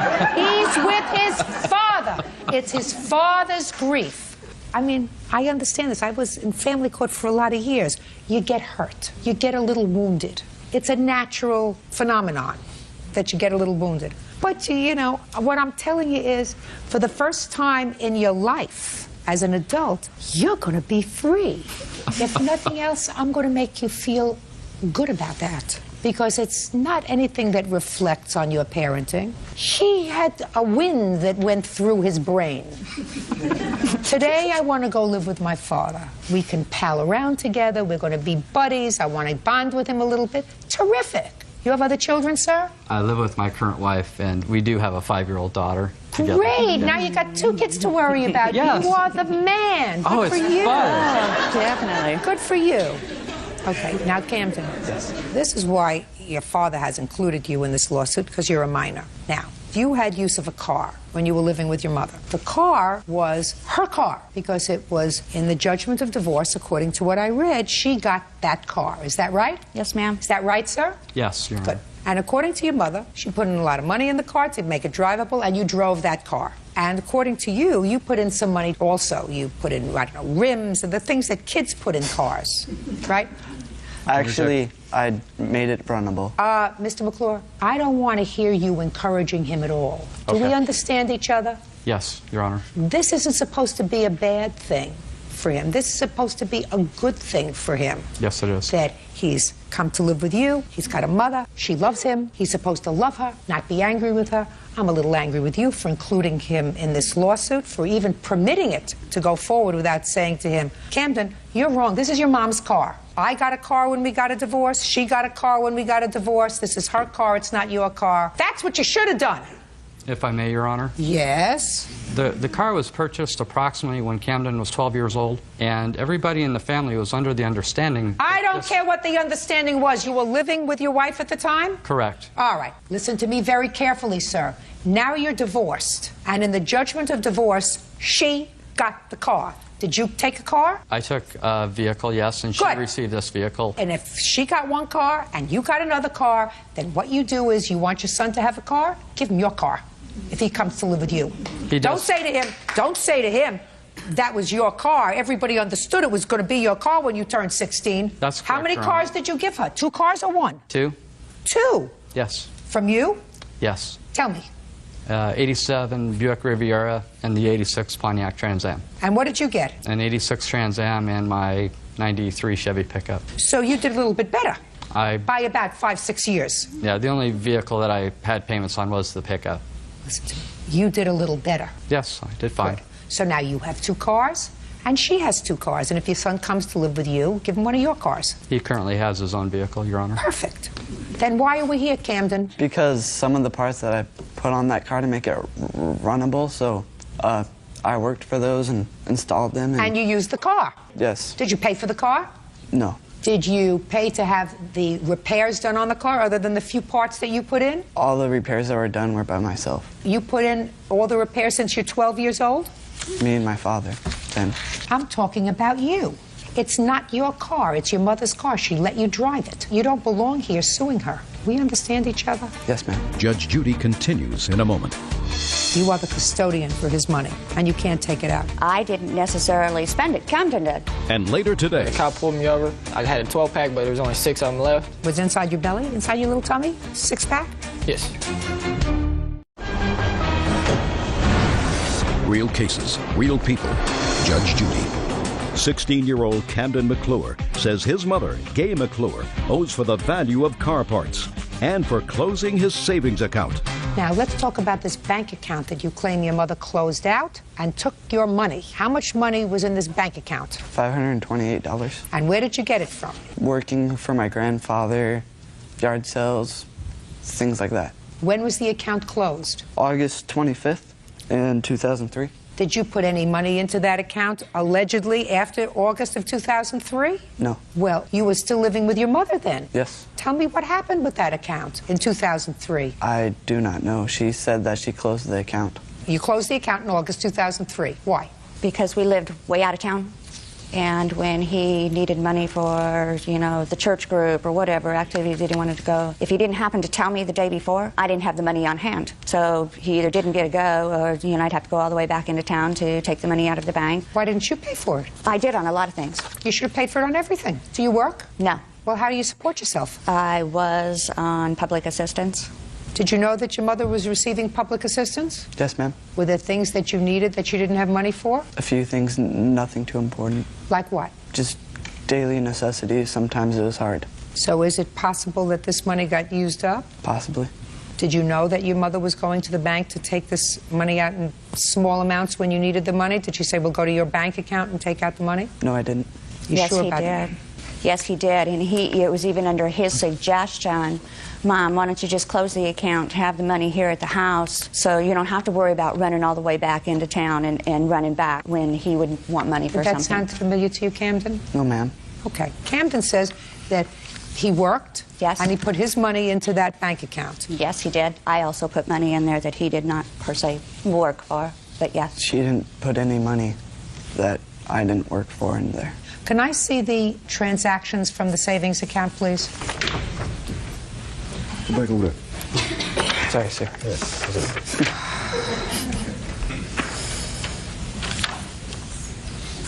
Okay.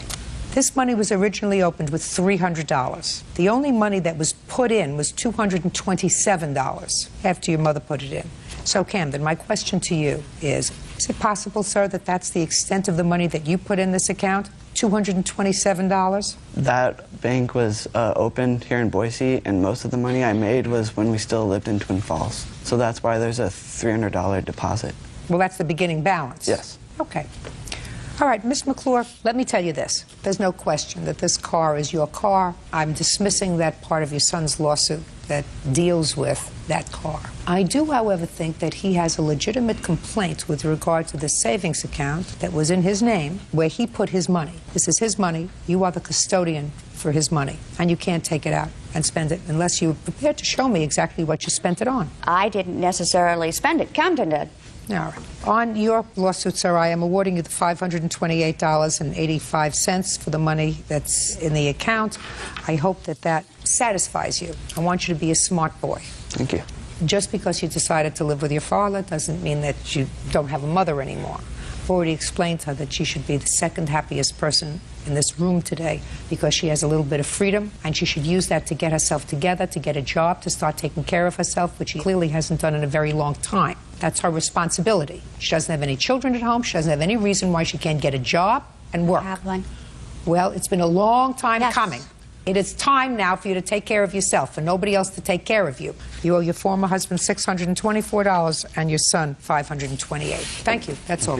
Parties are excused. You may step out. I love him very much. I always will, no matter what he says or does. That's just the way it is. I just thought, fair is fair. You should at least try to straighten things out. And as far as Camden and I are concerned, that's only up to Camden. I'm not sure. That's for time to be told. And now the next case. All parties in the matter of Thomas McMillan versus Chris Lead. Step forward, please. Trisha Thomas and her fiancé Wesley McMillan are suing former friend Billy Chrisley for causing them to be ticketed for the possession of marijuana. According to what I read, you were traveling in two cars, leaving Texas on your way to Arkansas because of Hurricane Rita. Yes, ma'am. You were traveling behind Miss Thomas. Yes, ma'am. In the car that you were traveling in was Mr. McMillan, one of Miss Thomas's children. Yes, ma'am. Miss Thomas was traveling in front of you, and in your car was another one of your children? Yes, ma'am. Mr. Chrisley, you were pulled over by the police. Yes, ma'am. For tailgating. Yes, ma'am. What did the policeman say to you? Well, he pulled me over for tailgating. That's what he told me he pulled me over for. In what state were you when you got Oklahoma. Pulled? Oklahoma. We were on our way back. Go ahead. So he pulled us over. He asked me for my license, registration, and all that for the car. And I told him I didn't have my license, and I just got the car, so I didn't have no insurance, no registration, no nothing on it, because I just got it. Well, what about your license? It was expired, and I still had to leave to go to Arkansas, and I just drove back, Could we move on, please? What else did the police officer say to you? So he ran my record and everything else. Then he asked me if I had anything, and I told him yes. And so he went back to my... Well, you said yes, and he said what? No, we just went back to my car. I gave him what I had. Well, what did you have? I just had maybe a joint and a half. Of marijuana? Yes, ma'am. Where did you have it? In my center console. Where'd you get it from? I brought it from home. Had you used it while you were in Arkansas? Yes, ma'am. And you only had a little bit left? Yes, ma'am. Anyway, so now, against that backdrop, Officer Byrd, the police officer gave him a ticket and also gave Mr. McMillan a ticket because under the laws in the state of Oklahoma, if there's marijuana or drugs in the car, everybody's responsible. So everybody gets a ticket. So Mr. McMillan got a ticket, and Miss Thomas over here had to pay the ticket, or else she was leaving Mr. McMillan in Oklahoma. And she wanted him home because it looks to me as if you're expecting. Yes, ma'am. How wonderful. Trisha Thomas and fiancé Wesley McMillan say former friend Billy Chrisley caused them to be cited for possession of marijuana. So, since you had to come up with this money because of his personal use of marijuana, you really feel as if he should take care of the ticket. Correct. I don't think I should because I already admitted up to my own stuff. But why is it his fault? Well, I don't see why the cop gave him a ticket for my stuff. I already gave it to him. Because that's the law. in Oklahoma. I haven't seen that law, but I must assume in Oklahoma, if you are an adult and you are apprehended or stopped in a car and there is contraband, you know what that is? You know, bad stuff, contraband? Yes, ma'am. Everybody in the car is responsible. Okay. That's the law. So your suggestion that he sue the cop really doesn't make sense. Now, if you said to me, look, he shared the marijuana with me, he smoked the marijuana in Arkansas, he knew it was there because we both used it together. Well, we did. Did you? Yes, ma'am. Ooh, where did you do that? While we were up there. In Arkansas? Yes, ma'am. Really? You sure? Yes, ma'am. Go ahead, Mr. McMillan. No, ma'am. No, ma'am. I've been clean from every drug and alcohol for over 6 months and still going. Well, sometimes there's a little bit of stress, Mr. McMillan, when you're escaping a hurricane. Nope. Because of the stress, he started smoking cigarettes again. That was it. Where were you in Arkansas, sir, when he was smoking this marijuana with you? We were at the person's house that we were staying at. We just walked around the woods. No, ma'am. The only time that me and Mr. Crisply ever took a walk, we went to the woods. There was nothing ever done.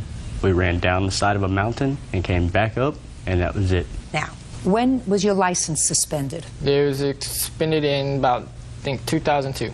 For what? My dad gave me the keys to his truck so to give back to my mom. And when the cop pulled me over, they searched me. And all I had in there was, I had a 12-pack, but there was only 6 of them left. But when they searched the truck, they found a little baby roach that was in a film case that was in the truck, which I didn't know was there. More drugs and alcohol. Well, the alcohol was mine. Was it inside your belly, inside your little tummy? 6-pack? Yes. So you lost your license because of drugs and alcohol? No, it was just the drugs. They didn't charge me with alcohol. Just the drugs. How'd you come up with the $940 to pay your ticket? My ticket was $1,261. Well, how'd you come up with $1,261 I had to borrow it from my mom, and I'm still paying her back. They had to use their house note to pay for that fine. And by the time it added all up, it was $1,343. You want to know something? Yes, ma'am. I believe him. I believe that Mr. McMillan knew that he had marijuana. I didn't know he had it in the car. I know you didn't, but Mr. McMillan did, and I believe he used it with him. Now, that certainly would indicate to me that he bore some responsibility for this marijuana being in the car. So I suggest you get your money from him. And while the defendant acknowledges that this was his marijuana, everything else he's told me, I believe. He's not making up this stuff because he's certainly not making himself look too good, right? You understand that I don't think you look like a model citizen. Which I know I'm not. We know you're not. Yes, ma'am. But I believe you when you say that he was smoking marijuana with you in Arkansas. You are telling me the truth, aren't you, sir? I believe you. So that being the case, Mr. McMillan, you pay your own ticket, and I suggest you reimburse your fiancé for the ticket. You knew the stuff was there. You enjoyed it while you were in Arkansas. You got to pay the piper. Case dismissed. That's all. Parties are excused. You may step Burnley versus Belluccio. Parties have been sworn in, Judge. You may be seated. Mr. Burnley, according to what I've read, the defendant was your former fiancée. She lived with you for a period of time. You claim that she owes you for 2 things. First, for rent for several months that she lived there and she didn't pay you rent. And second, for a credit card loan that you paid off for her and that she agreed to repay. The defendant says that while she was there was not an agreement for rent, that in quite the opposite, she was really treated more like a maid than anything else. She cooked and cleaned and took care of you and your children and the house. And in addition, while she does acknowledge that there was a loan for her credit card debt that she had, she says that she agreed to leave certain items at the house when she left that more than cover the balance of the loan, some of which she had already paid to you. Is that right? Yes, ma'am. Mr. Burnley, when did you start to date Ms. Belluccio? February of 1998. And in February of, because I've read these papers very carefully, in February of 1998, sir, you were married. Yes. And how old were you? 36. And how old was Miss Belluccio? 19. Is that right? I was 18. And where did you meet her? I work. What kind of work did you do? It's a convenience store. What were you doing at the convenience store? I was her boss. So you were her boss. She was 18 years old. She was going to school? Yes. College? Yes. And she was working besides. Going to school full time? Yes, ma'am.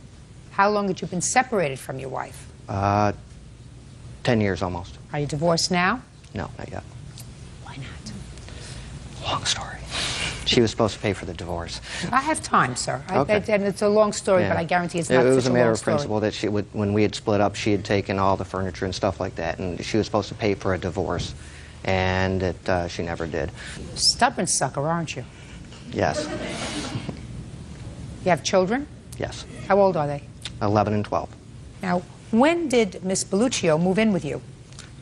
July of 1999. And did you become engaged at that time? No. When did you become engaged? I do not remember approximately. She asked me to marry her first, and at that time I said that I believe she should be at least 25 before she gets married, so she knows what she's getting into. And did you ever change your story? I asked her to marry me a couple of years later. Did you give her a ring? Yes. And you're still not divorced? Correct. How did you plan to carry that out, sir?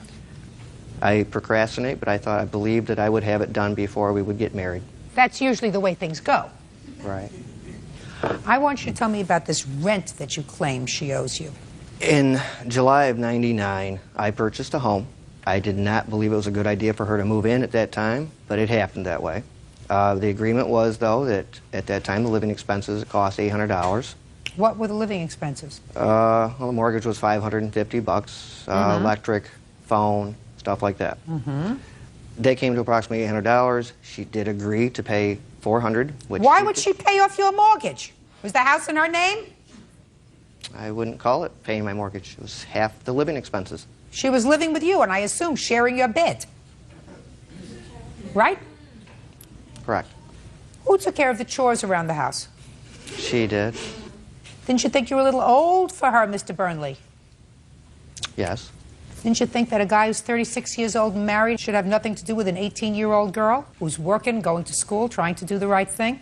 She want to get hooked up with you for? You can't even get yourself off the horse after 10 years. Huh? She told me age didn't matter to her. She told you She age told me didn't that. matter. She's Yeah. 18 years old. You're a grown man. Age matters. There are a lot of things that matter that people say don't matter. They matter. It is your statement that you did not have an agreement with him for rent. Is that right? There was no formal agreement. There were times when we did say, give what you can. There were times when Stephen had 2 roommates where he didn't expect a penny from me. And then there were times we actually did, in September of 2003, have a formal rent agreement. Okay. What was your agreement? That I would pay him $300 and that I would pay for groceries. Okay, and when did you move out? November of 2003, at the end. Okay, so for 3 months. Correct. I always contributed to the household, whether it be projects or whether it be, I paid for all the groceries. There may have been 1 month in the 4 years that we lived together that Stephen bought groceries. But I did all the household chores, and I assisted him with several projects. I have pictures of his whole house has been changed. I paid for a lot of those things. Like what? Painting. I helped him paint. We did the whole back patio, and I paid for several flowers to go in the ground, at least $250 a summer. I paid for flowers, and several of those flowers have come back. So you treated the house as if it was going to be your home. That is what Stephen told me at all times. That he offered one of the roommates money, $7 per hour, to help him work on a project. And I questioned, why aren't you offering me money to help you work on these projects? And he said to me that half of this will be yours someday. I'm listening. That part's not true about putting in flowers. I always had told her, don't put flowers in, you can't afford it, you're going to school. She'd also bought clothes for my children, which I told her not to do. So she was a nice person Yes. when you were Yes, together. she did a lot. Tried to hold up her end of the financial bargain while you were Right, together, right. and then some. That's correct, which I'd told her all along. So why are you here suing her for rent? Principal. Someone who proposes marriage to a girl half his age while he's still married shouldn't talk about principle. Judge Judy continues in a moment. You lived together for how many years? 4. Get over it. And later today, Your mother never said to you, don't worry, it's a gift. Right? Right, but she did say, Okay. don't worry. Oh, did you ever hear the expression, beauty fades, dumb is forever? real cases, real people. Judge Judy. Stephen Burley says ex-fiancée Courtney Belluccio owes for a loan to pay off a credit card. Courtney says Stephen is still legally married. Now let's get to the credit card. April 10th, 2003. I was not aware at that moment. She came to me and told me that she had a credit card that she had, I don't know if it was maxed out, but it was very high interest. It was killing her paying the payments. So I decided to take a bank offer loan that I'd had and pay off that credit card, and it was at 2%. How much did you give her to pay off her credit? $5,176. And how much did she pay back?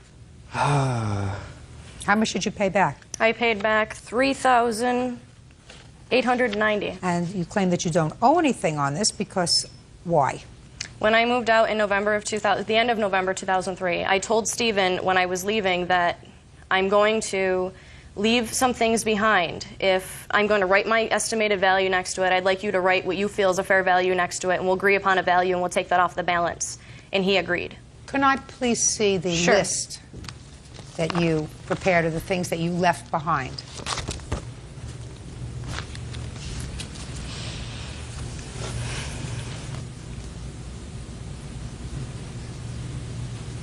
Well, let me tell you this. Some of this is nonsense.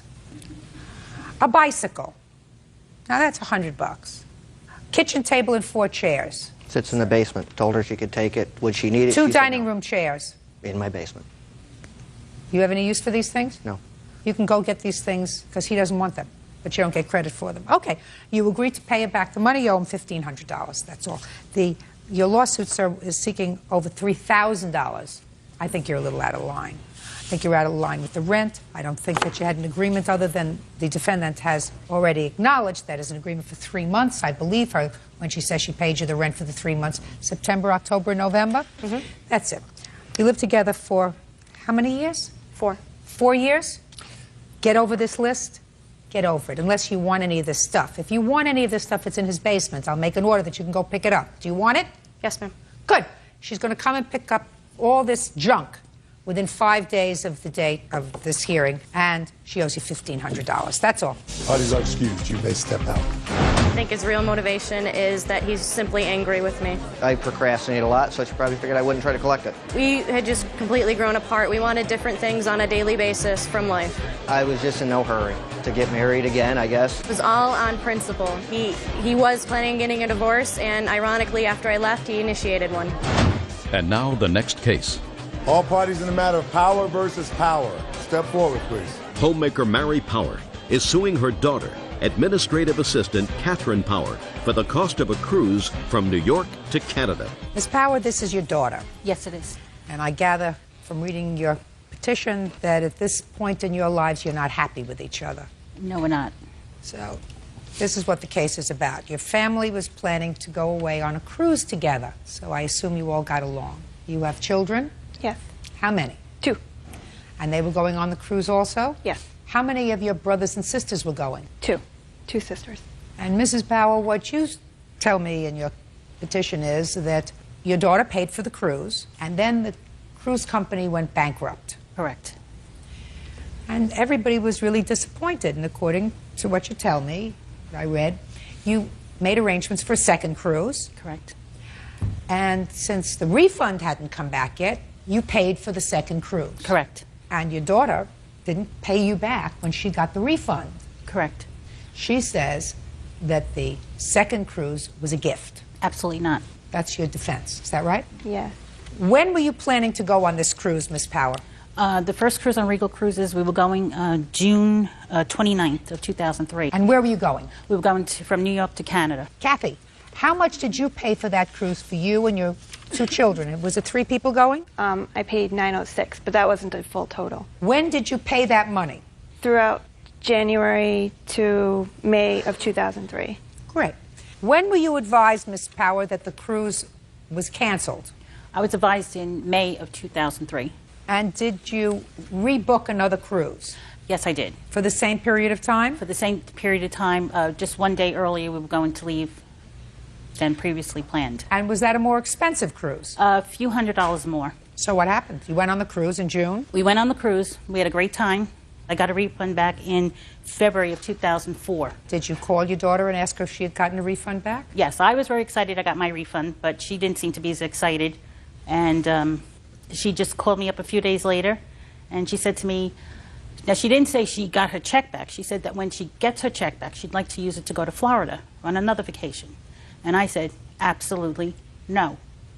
I want my money back. And she said? And she said that no, she wasn't giving it back to me. Real cases, real people. Judge Judy. Mary Power says her daughter, Catherine Power, owes for a cruise from New York to Canada. Catherine says she's a struggling single mom, and the cruise was a gift. Give me your version of the events that led to your belief that this was a gift to you. The first cruise that we had purchased, actually my mom called me and said, would you like to go on a cruise, and I'll help pay for it. And then she ended up paying for my sister Karen's part, but didn't help me. So I was still paying for it because I wanted to go. So I just went on about my time and got a phone call when I was at work, and she said, I purchased a new cruise. So I was like, well, Mom, I don't have money. And nothing came up about the refund check. I don't have the money to pay for it. She goes, don't worry, it's a gift. So that's how I took it as. Kathy, what?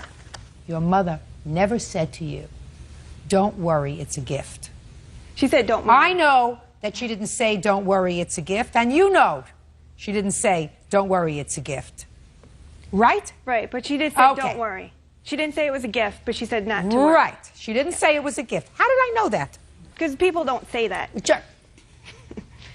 They just... Because if it doesn't sound right, it's not true. Yeah. So tell me what happened, Miss Power, when you got back your refund from the cruise line in February. She said she paid for the cruise and that I was supposed to pay her back. And that was not my point of it. It was... Well, was your point of it? Was your point of it that... She bought a trip for the family. It was the last family trip. She felt that everyone should go on it because my father was sick and she wanted us all together. That's what it was. Then, Kathy, would you explain to me, if that's your rationalization for keeping the money, why is it that you testified earlier that from February until May, you were paying the travel agent, and you paid the travel agent $906 if your mother had already said to you, I want to take the family away on a trip? And what I think happened that really annoyed you is that your mother, according to you, chose to pay for one of your sisters to go and didn't choose to pay for you. Because you've already mentioned that once, and that, I would say, might fry you a little bit. But let me understand why your mother decided to pay for one sister and not you. You want to explain that to me? Yes. When my daughter, Kathy, had my grandson, she had to take some leave off from work. She was on maternity leave. And during that time, my husband, Bill, and I helped her with her rent and her car payments to keep her going. And I did ask her at that time to pay me back, but she did not. Okay, just a second. So, did your parents help you? They came up to the house when I had Liam and watched Emerald, my daughter, and then she helped me with diapers and stuff. So you decided to pay for Karen to make it even with your children? Right. Okay. How much was the total cost of your trip, Madam? $1,206? It was $1,806 altogether, and then minus $500 for my sister. $1,306. Okay, $1,306. $1,306 is what you intended to pay. Is that right? Correct. Mrs. Power, even if you decided to go on a little bit more expensive cruise, I assume you would be perfectly happy if you got $1,306 back from your daughter. If she said to you, listen, I don't have the extra money, but here's the $1,306 that I was intending to pay for the first one. Mm-hmm. I'm going to give that back to you. I would have been happy. And that would have been right, Kathy. No. That would have been right, Kathy. Nope. Listen to me. You have to stop relying on other people to take care of the problems that you create. You create certain problems. You created a lifestyle for yourself. And it seems to me from listening to your mother, who's a pretty rational lady, that you have relied on other people to take care of the problems that you create. And when you listen to me, and when you turn 30, you just told me that. You just told me a moment ago that your parents came to watch your daughter when your son was born. Correct. and gave you a little bit of money, a little bit of help. Well, that means relying on other people for problems that you create. They didn't have to come.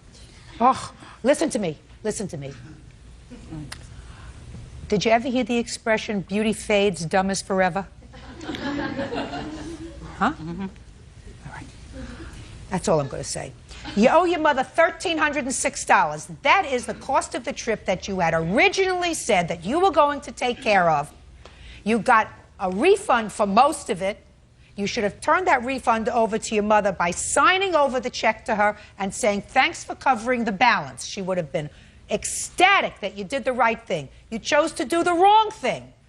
And you can't, at your age, do the wrong thing. First of all, it sets a bad example for your children, and that's primarily why you can't do the wrong thing. Because you're supposed to set a perfect example for your children, and then you're not supposed to make your mother come and sue you. Don't say anything. Judgment for the plaintiff in the amount of $1,300. In the matter of Harrington versus Badman. Parties have been sworn in, Judge. You may be seated. Folks, have a seat. Ms. Harrington, according to the complaint that I read, you and the defendant were in a relationship and lived together for a period of time. When you moved in together, you took some of your stuff and put it in a storage unit. The storage unit was in Mr. Badman's name. That's right. And he paid for it. No. That's what he says. There came a time when the two of you parted company, a day that you will tell me about briefly, and it is your claim that he got rid of the stuff in your storage unit, which you wanted back. Mr. Badman acknowledges that he emptied the storage unit. Some of your stuff he gave to the Salvation Army. Some of your furniture he still has. And the reason he did that was that when you moved out, you took a substantial amount of property that did not belong to you, that belonged to him and to his daughter, and he has a counterclaim.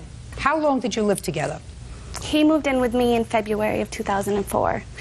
He had a dog, and I had a dog, and I was only allowed one dog at my apartment complex.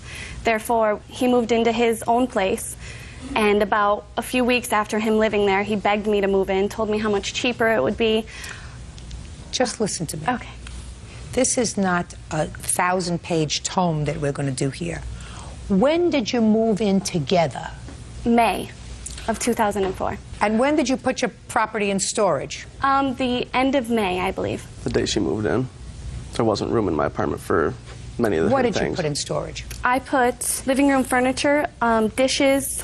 My parents had started collecting teddy bears for me when I was a child. A futon, a bed, clothes, shoes, dresser, desk combination, a glass mirror, and my diploma, important tax information papers, all sorts of things. And when did you separate? July 25th, 2004. Tell me the circumstances surrounding your moving out. I had found out that he had been cheating on me with her.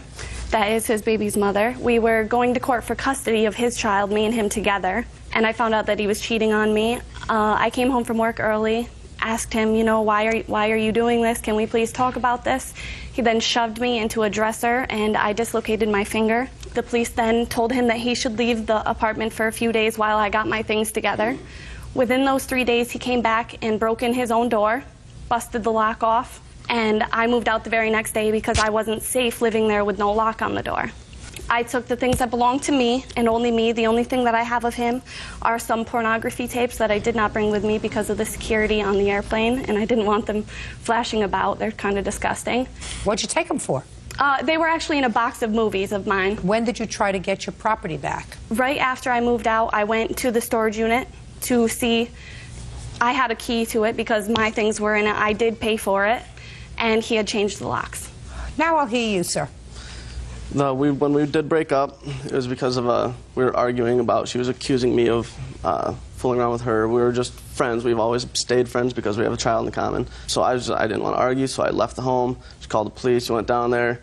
She decided she didn't want to charge say anything because she told the police that I beat her up or whatever. So then we went to the police station. You she did. You broke said my anything. She did not file the Ms. report. Harrington. Anything. She said. Don't say anything when he's testifying. You know how quiet he was when you were Sure. telling me your story? Mhm. I read your complaint very carefully. You came home and you wanted to talk to him. That's Correct. what you said in your complaint. Correct. He was sleeping. No, he was up. It says, I'm reading from your complaint, things were going terribly for us, and he was served with an eviction notice. On July 25th, not June, on July 25th, 2004, everything came to a head. We were in an argument. I came home from work to talk to Fred. He was sleeping. Oh. And I tried to get him to talk to me. That's what you said. Okay, that's fine. And when you want to talk to somebody and they're sleeping and they don't want to communicate with you, you get angry. No, I was not angry. You weren't angry. No, I was not. No, you weren't angry. I was upset. You were living with somebody. You think he was fooling around with the mother of his child. According to you, you came home. You found him sleeping. You went in there and he didn't want to talk to you. And so he broke your finger. He did. Miss Harrington, I have no question that your finger got broken. Mm-hmm. I don't think he broke it. He wrote it in his report to the police. I actually have it. Oh, if I'd you'd like to see that. it. He said he broke your finger. I'd like to see that. Yes, it I does say that. squeezed her hand. And that was after she went and punched the wall It's about 20 highlighted in times yellow. around her. On the report, it says that there's no injuries to anybody. She didn't report any injuries to the police. No, right there were there. none marked. I just wanted her to leave me alone. April started to poke me on the right side of my body with her finger. I told her to leave me alone. She continued to poke me with her finger, saying, "Stop being a blank jerk and talk to me." You know, you live long enough, you could practically write the scenario. I want to talk to you. Leave me alone. I just want to sleep. I don't want to talk to you now. Leave me alone. I want to talk to you. Then you say, I rolled over and grabbed her hand. I cannot remember which I had grabbed, but it was her bad hand, and she started crying. April asked me why I grabbed her like that, and I said, because you keep poking me. I wasn't poking him. I really wanted to talk about it. I was very upset. Listen to me. I got it. You just told me you weren't upset. No, listen to me. A moment ago, you said, I came home from work, I just wanted to talk, I wasn't upset. Listen to me, Miss Harrington. Your Honor, I wasn't angry. I was very upset. I was crying, hurt. I was not angry. Then what I'm telling you is, you upset, angry, whatever it was, you can't put your hands on somebody like this. And if they don't like it, which she said, you gave me the report. So you want to vouch for the truth of this report. No, just the part that you like. No, that's not true. If Just you the read part- my listen, statement also. I'm reading his statement. Okay. That's what you gave me. If you keep reading it, he also pushed me in the face and kicked me off the bed. And listen to me. He wanted you to leave him alone. So it's okay if he kicks me. And you shouldn't have put your hands on him. Miss Harrington, you put your hands on I wasn't hurting him. I was. Listen to me. You can't put your hands on somebody and continue to irritate them and expect them to do nothing. That's fine. Good. Judge Judy continues in a moment. He gave them to me willingly. No, I don't believe that. Madam, you just said to me, that's a fib. Fib, because you just said to me I took him out of spite. And later today, What else did you do with the car? I let April drive it. And April wrecked the car. Yes. You don't mind my yelling at him, do you? No, ma'am. Yes. real cases, real people. Judge Judy. April Harrington says former live-in boyfriend Fred Badman sold her belongings after she moved out. Fred is countersuing, claiming April also stole from him. What property of hers did you give away to the Salvation Army? Things I gave away of hers, I went and retrieved all the stuff from the storage unit because I didn't want to pay What anymore month on did it. you do that? February 05, ma'am. So you left it there for 6 months? Many months I left it there. She asked you for the stuff back. I wanted my items back before I was going to give her anything. That's what I told her. What items were they? She took my entertainment stand, a bunch of movies. Just a second. Entertainment stand. What does that look like, sir? It's right here. And a tent. That's what I got pictures of. I need a cup of coffee. An entertainment stand, some movies. Shh. Okay. I mean, this entertainment stand, did you put it together yourself? Yes, or I did. You put it together yourself? Yes. I bought it from an appliance store years ago. $69, you put it all together? No, it was $300. It's a large entertainment stand. I'm looking at it, sir. I got it. Okay. Let us say she took the entertainment stand. And she took the... Did you take his tent? No, I did not. Did you take his entertainment stand? He gave that to me because where he was moving had a big screen TV and he no longer needed it. Big screen TV. What else do you say she took of yours, sir? She took my fishing tackle box, some PlayStation 1 video games. I don't know why she would have took my Jack, but Jack wasn't at my house no more. And she took my daughter's clothing and toys. Because when we were living together, we went out together, bought clothing and toys and many things for my daughter's birthday when she turned 1. And when she moved out, she figured I bought them, I'm taking them myself. So she took all the things that we bought together for my daughter. All the things that she paid for? Correct. Good. We paid Now, for listen to me. All the things that you paid for? Correct. Listen to me, Miss Harrington. You may have paid for them, but once you make a gift, then they no longer belong to you. Okay, I actually bought them because we were going to custody for the child. I don't care. They were not, the clothes didn't fit you. Correct. The toys weren't for you to play with. And once you purchase something and give it away, the gift is complete. You no longer have ties to it. You cannot take it. Do you understand? Yes, I do. So that was wrong. I know that was wrong. So why didn't you give them back? I took them out of spite, actually, honestly, and I did not give them back because we didn't talk anymore after that. He no longer, he wouldn't give me my things out of the storage unit. And did he ask you for his daughter's things? No, he never. He gave them to me willingly. No, I don't believe that. Madam, you just said to me, that's a fib, because you just said to me, I took them out of spite. Ma'am, listen to me, you can't have it both ways. I asked them for them back out of spite, yes, and he did give them to me willingly. I went to his new house. Sounds to me after like he you moved. two people did a lot of nasty things to each other. Very true. But, Mr. Badman, you cannot dispose of her property. I kept... You can go to court and seek to recoup your $29.99 TV stand.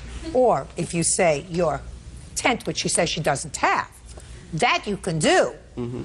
But you cannot give away her property.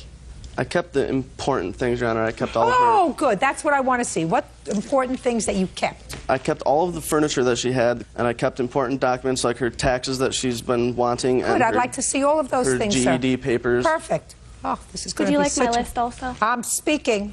Okay. It's all junk, Your Honor. So you have all of it? Yes, I in have your all that. house? It's at my aunt's house. It looks like it's in a barn. It is. So I wasn't going to keep paying $85 a month for stuff. You should have given it back to her. I didn't want to do that when she's kept all my stuff. You're a big baby, Mr. Badman. You're a baby. All right. Yeah, you're a baby. 5 days from today, she's going to pick up all of her property. It's to be put together in good order. The place where my things are at, there are 13 cats, and the house itself and the barn itself is absolutely covered in feces It's not true, and Your urine. Honor. Miss Harrington, this is your choice.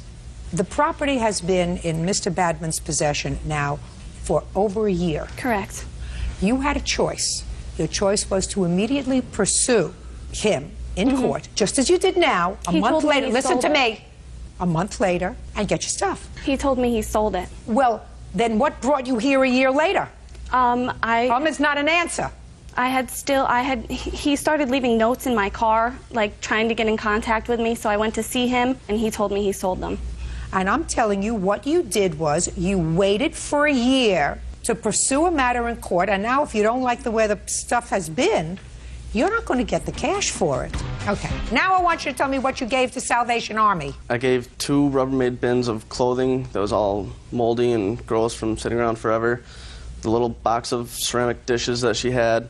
A few of them items were broke, so I had to throw them in the garbage. And a little bag of teddy bears that were just junk, and that was it. Mr. Badman, that junk is going to cost you $1,000. For dishes? They weren't broken when she left them, and the clothes weren't moldy when she left them, and the teddy bears were a collection of hers, and you had no right to dispose of them. Do you understand? Yes, ma'am. Very good. Now, what proof do you have that she took any of your property? I don't really have proof of anything, because when I've broken up with girls before, I've dealt with them stealing like a couple things, and I just wanted to move on with my life. You mean this has happened to you before? Yes, ma'am. How many times? A couple. You're very unlucky in love. Are you together now with the mother of your child? Yes, I am, Your Honor. You live together? She's my fiancée. We're just going to be married soon. Oh, wonderful. So, did it a little bit Getting my backwards, life but all straightened out, and everything's good, and just want to be with my child and get all this over with. very good. My complaint against Miss Harrington is a complaint that I can put on your shoulders as well, sir. You had a legal remedy, right? I didn't choose to do anything. You chose to do nothing. Right. And you have no proof that she took anything. And she has no proof of what was in the storage unit either. Your Listen to me. Of the few Listen to items me. that she does You have. just told me what it was that you, That as what I far do as I'm have. concerned, maliciously gave away, including something that she says was a teddy bear collection that she had for a very long time, and you said it was a bunch of junk teddy bears.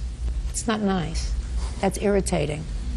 You told me that. She didn't. I wouldn't even look at her list. I asked you what you gave to Salvation Army. So your counterclaim's dismissed. 5 days from today, she's going to pick up all of her stuff. And you owe her $1,000 for the stuff that you gave away wrongfully. That's all. Step out. Thank you very much. Parties are excused. You may step out. She was fun. I made a mistake, and I didn't think of other things, anything else other than what was in my pants. We've been friends for 5 years. We've been together 4.5 years. We're getting married. We never cheated. He never cheated on her. Don't get involved with people with the last name Badman. And now the next case. All parties in the matter of Wamsley versus Martinez. Step forward. 19-year-old Preston Wamsley is suing neighbor Audrey Martinez and her son, 17-year-old Chris Rivera, for the cost of a Mitsubishi Eclipse. Preston claims Chris totaled the vehicle. You and the defendants are neighbors. This is her son, who is Christopher Rivera. 17. Yes. And this is your mother. At some point, Christopher came to your house and asked if he could borrow your car. You knew he was 17. Mm-hmm. Now, is not an answer in court. Is fine outside here. You Yes, Your say Honor. yes, no, whatever. Your Honor is a nice touch. He said he needed your car so he could take his sister to school. Yes. But that was a partial truth. You know what that means? I'm not sure. It means it was only partially true, half true. A little piece of it was true. Some of it was a lie. You didn't just want to take your sister to school. You did something else with the car, right? Yes. What else did you do with the car? I gave my cousin a ride home. And after you gave your cousin a ride home, then what else did you do with the car? And I let April drive it. Who's April? Some girl. Was she in the car? Yes. I didn't get that part of the story. How did April get into the car? Because she was with my cousin. How old is April? 17, I believe. I want you to keep your voice up. You don't mind my yelling at him, do you? No, ma'am. Yes. And April wrecked the car. Yes. So, Mr. Wamsley, you expect Mrs. Martinez to pay for your car. Yeah, and I was under the impression that he had a license. I don't care whether you thought he had a license to drive race cars or drive a ship to the moon. You have no right to loan a car to a minor. None. Now, I read your complaint and you said, well, you thought he had a license because you saw him driving around in his mother's car. Mm-hmm. Yes, Well, Your his Honor. mother wants to be a jerk and let him drive around in her car. That's her prerogative and her problem. But how do you know that his mother gave him permission to drive around in her car? Maybe he was just driving around in it when she wasn't home. Is that possible? It could be, yes. Sure. Does your son have a driver's license? No, ma'am. You ever give him permission to drive your car? No. You drive your mother's car? Yes. Where's your mother when you drive her car? At home. Does she know you drive her car? No. See what I mean? As a matter of fact, if he was injured while in your car that you let him borrow, she would sue you and would have collected. Do you understand?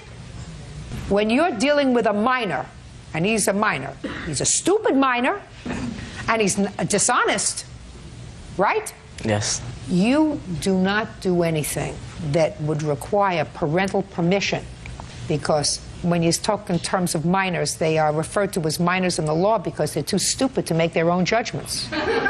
He's too stupid to make his own judgment. And you gave him a weapon. Was April hurt? No, ma'am. Anybody hurt? No, ma'am. You are a very lucky man, sir. You should go home and thank your lucky stars that somebody isn't suing you and taking your house away.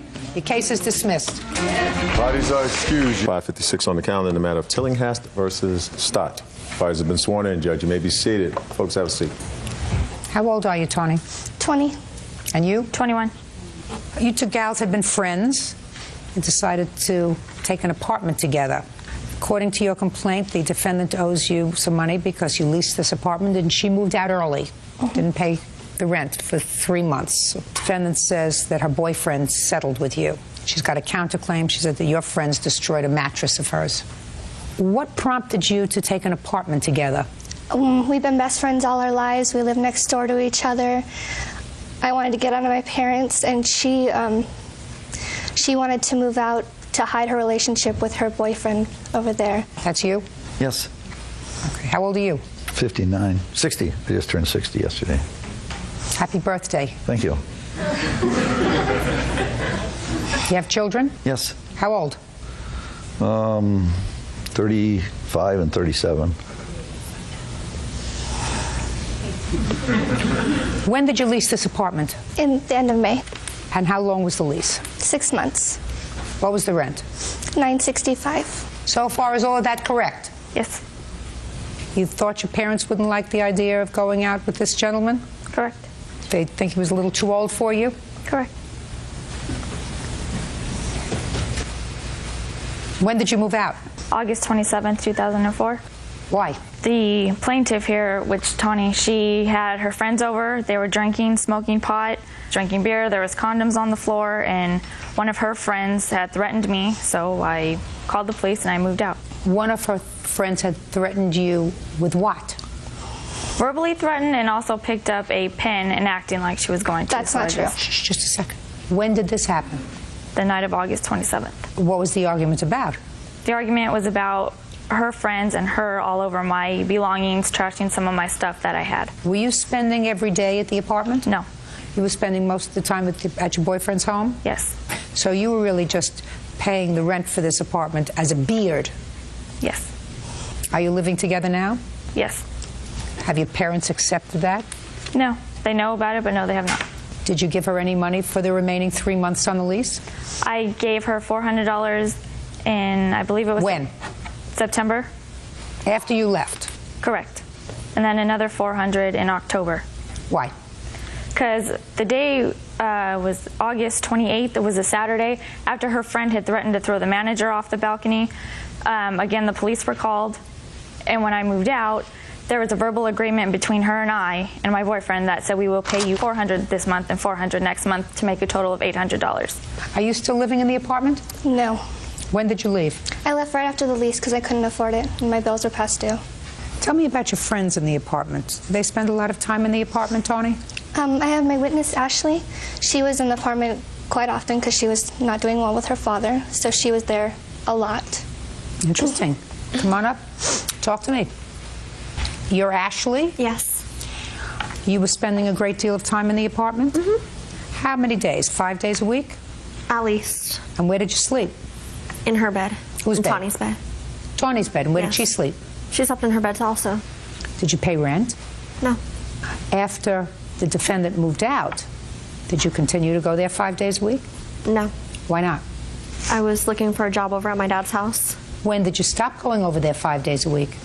Right after all the mattress incident happened. You mean right after August 27th? Yeah. That's miraculous. So you mean right after all of this happened, you stopped going over there 5 days a week? Well, because the manager didn't want people over there that wasn't paying rent, and they said that you couldn't be over there more than 72 hours. She didn't want any conflict, so I just stayed there by myself most of the time and just went out when I wanted to be with my friends. What were you doing at that time? Go to school? No, I just do housework and clean up at her house. She'd go to work and I'd stay there and do all the chores and laundry and clean.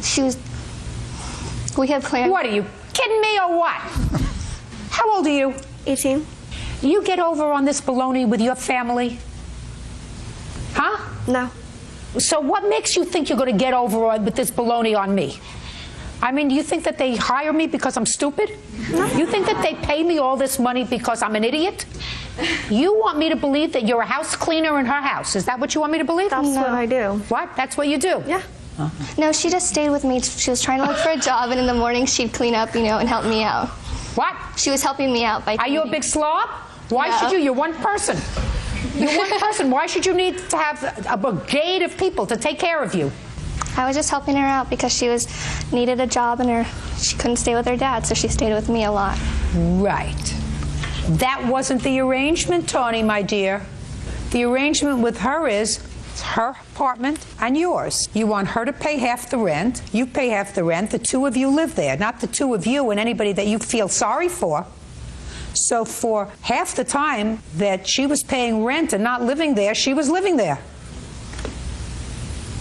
And then miraculously, Miss Smarty Pants says that the day after this incident, when she left, she all of a sudden decided she could stay at home with her parents. She actually went and stayed with her grandma for a while. Good. Judge Judy continues in a moment. You're talking to your parents? Yes. Great. Keep that open.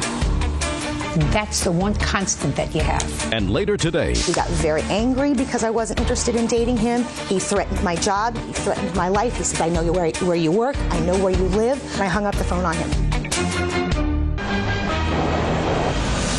real cases, real people. Judge Judy.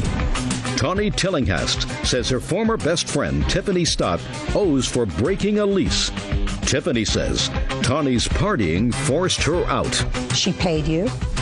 She came home. She found things going on in there that she didn't like, people living there that weren't supposed to be living there, and she was gracious enough to pay you for 2 months, or a substantial part of it for 2 months, and she wasn't there at all. She was never there to begin with. I got it. I got it. That's why you had the apartment to yourself. You could invite anybody who you wanted to come on over and live there, which you did. So she was very nice to you. You should have started to advertise immediately when she moved out to get a new roommate. Did you do that? I tried to see if any of my friends... Did you advertise for a new roommate? It was only a one-bedroom. No one wants to share a one-bedroom. Okay. Now, are you pursuing your counterclaim for the ruined mattress? I don't need to. Once she brought this upon me, I figured I might as well bring something upon her. Well, by bringing it upon her, you're also visiting it upon Bird and me. You don't want to do that, do you? No. Perfect. What do you do? I'm an office manager. You're talking to your parents? Yes. Great. Keep that open. That's the one constant that you have. Okay? Okay. Good. You withdrawing your claim for the mattress? Yes. Perfect. And your case is dismissed. That's all. Parties are excused. You may step out. This girl is my best friend since I've known her forever. She let some 60-year-old man change her into someone she was not. I remember telling Tiffany, I said, watch it because Tawny is kind of wild. Pot, smoking. I did party. What can you say? I'm like a regular 20-year-old. I'm not like a 20-year-old dating a 60-year-old man. She was arrested at Mervyn's for stealing merchandise, and she was ordered to pay. She used to be sweet. Now she calls me and yells and harasses me on the phone with him whispering in the background, telling her what to say, you know. Tawny said she had changed. That's fine. But obviously she hadn't changed. And now the next case. All parties in the matter of Haynes versus Lang. Step forward, please.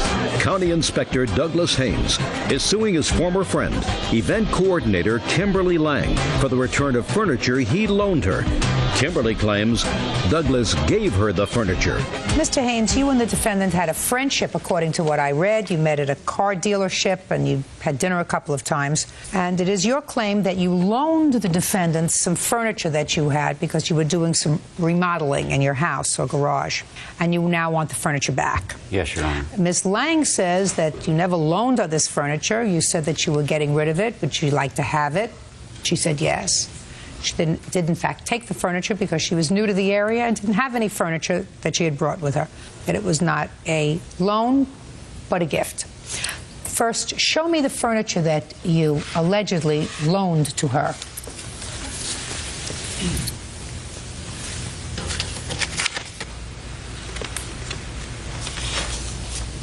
I see two people, one with a beard and a shirt open, and one lady with glasses on. Those are my previous neighbors, and that's the stereo cabinet behind them. And then we have a brass bed. Yes. Okay. Two dressers, I see. What about this sofa? You want this back? No, it's 23 years old. Looks as if it was 23 years old. How long did you know Miss Lang before you loaned her this furniture? Approximately 1 month.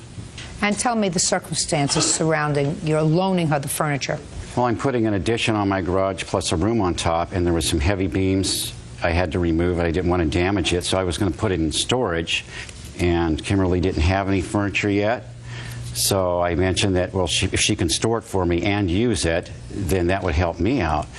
And on January 2nd, we delivered the furniture, but I noticed that she already had 2 dressers, and then we had some disagreements, and Could you look at me? Oh, okay. We had some disagreements, and we were going to meet for breakfast. Could you look at me? Straight on. I mean, I don't want to embarrass you if you have something wrong with your neck. I just want you to look over here so I can tell what your eyes are telling me in addition to what your mouth is telling me, Mr. Haynes. Okay. And on January 13th, we're going to meet for breakfast. Yeah. Well, she didn't show up, and it upset me. So I went over to see her, and I decided that I didn't want any more to do with the relationship, and I called her up and said, I don't want to do this anymore. May I have my furniture back? And she did call me on the 17th and said I could not have the furniture back, that I made a big mistake and I blew it, and also that I'd have to take her to court to get the furniture back. Who is this person? This is my sister, and she had 2 conversations with Kimberly when we were delivering the furniture. Okay, step up. Tell me your name. Sandra Haynes. Who delivered the furniture to Miss Lang? My brother and Kimberly both. What did you have to do with it? Doug was telling me, with Kimberly there, that Kimberly had agreed to store his furniture, and it was a convenient situation because she had no furniture, and so it kind of helped them both out. Okay. That's it? That's it. They didn't stay that long. You have any other conversation with her? Yes, I did. When? I believe after she got back from Los Angeles on the 17th. I called her because she had let Doug know that day that he was not getting back his furniture. So I asked Kimberly, why aren't you giving my brother back his furniture? And she said that she was angry at Doug. Doug was angry at her. She got her parents involved. They didn't want her having anything to do with him, and it was out of her hands. Number 2, yes, this was payback time. She had to get back at my brother because of breaking. Don't tell me breaking up. I'm not interested. Yes. I just want to know what she said to you and what you said to her. That's the conversation. And I said, I do not understand. Why can't we just come over and pick up the furniture? It has sentimental value. It's my parents' old wedding set. And she said? She said she'd think about it. Okay, good. Thank you. Now I'll hear you. Okay. I had met Doug 2 times prior to that date at the car dealership that I worked at. He was a customer. He had subsequently made a phone call to me that he had some furniture that he needed to get rid of, and he knew from our previous conversation that I had an empty apartment and that my stuff was in storage in Orange County. Asked me if I'd be interested in coming by and taking a look at the furniture because he needed to get rid of it. He was doing this remodel. I went by there. It was either the 31st or the 1st of December, or January 1st. Looked at the furniture. The next day was when he actually delivered it to my place. I did drop by his sister's house, yes, and met her for the first time, but I was quite surprised that Doug had already explained to her the arrangement that was made with the furniture because she seemed to know what was going on. The furniture was not a loan. It was actually a gift. And so I wasn't at liberty to explain to her what was going on, but I was quite surprised that she understood what was going on. Just a second. Sure. She suggested to you that the furniture was a loan or a gift? No. She stated, so my brother delivered the furniture this morning, yes. And how does it look, and did you set it up, and so forth. And I explained to her at the time we did set up the bed. At that point, it was pouring rain. We had a mattress in the back of Doug's truck that was being delivered to my parents. I was sleeping on the floor on a mattress. So we stopped by her house on the way to my parents to drop off that mattress. I didn't hear from Doug again until the 17th of January. I got back from Orange County. There was a message on my machine, and at that point was when he asked me to dinner. I refused to have dinner with him, and I was not interested in dating Doug. He got very angry because I wasn't interested in dating him, and he started demanding his furniture back. I don't know why he was getting upset with me at that point. He threatened my job. He threatened my life. He says, I know where you work. I know where you live. This is going to escalate, and he made some threats, and I hung up the phone on him. That's when his sister called me. Miss Lang, yes. You sound like an intelligent lady. Thank you. He sounds, according to you, like a nut. Yes. And the only nexus that you had to this nut was these pieces of furniture that you had had for 15 days. Yes. Correct? Yes. So if I were being a smart person, I would say to myself, miscommunication, it was a gift and now he wants it back, but he's a real nut and he's threatening me. Douglas, get a police officer, get your truck, come over and get your furniture, We now have nothing to do with each other. There is no reason for you to call me. There's no reason for you to have anything to do with me. That's what a smart person says. Under normal circumstances? Not a stupid person who says, now I'm dealing with a nut. You are. And I have furniture that I've had for 2 weeks. Furniture that belonged to your parents may have some sentimental value to you, sir. It's junk. I mean, I've looked at it. It's junk. The only thing that looks anywhere that somebody might want to keep is this brass bed. And I may not be a furniture maven, but I have a pretty good eye. The only value that that bedroom set has is sentimental value, because other than that, it has no value. Now, Your Honor, I do have. When I went to Orange County, when I rented a pickup truck, and I do have a receipt here that shows when I actually picked up the truck and when I actually returned it, there was furniture that I left behind because now I had an apartment full of furniture.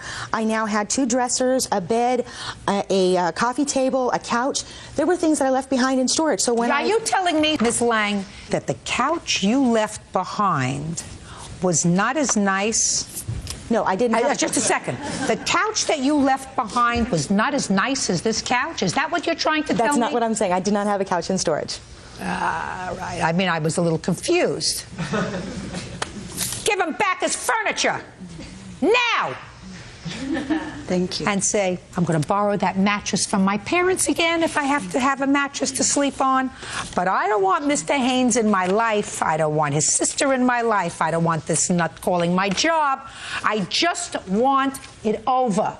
And I'm going to give him back his parents' furniture so he can put his underwear in it, and give him back his brass bed so he can sleep on it. And I don't want to have anything to do with me anymore. Is that fine, Douglas? Yes, Your Honor. Perfect. Sean, this is case number 231 on the calendar, the matter of Kubas versus Arlene. Parties have been sworn in, Judge. You may be seated. Sir, have a seat. Miss Arlene, are you a licensed hypnotherapist? I'm a certified hypnotherapist, yes. Certified. Yes. Is that what they do? Yes, there's not a license for hypnotherapy in this state. Is that the state of California? The state of California, yes. And how long have you been a certified hypnotherapist? For 9 years, Your Honor.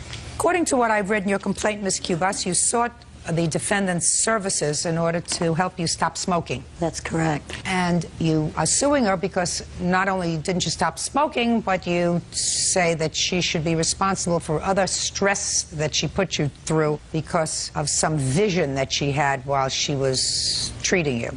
Where did you find Miss Arlene? I found her out of the Yellow Pages, Your Honor. How long have you been a smoker? Probably 45 years. So you figured it was time you stopped? My sister died of cancer last year, and I desperately wanted to quit. And so I discussed it with my husband about going to see a hypnotherapist because I had been under so much stress and wanted to quit so badly that out of sheer desperation I called this ad in the paper. Do you have the copy of the ad? Yes, out of the... Please. Yes, I do.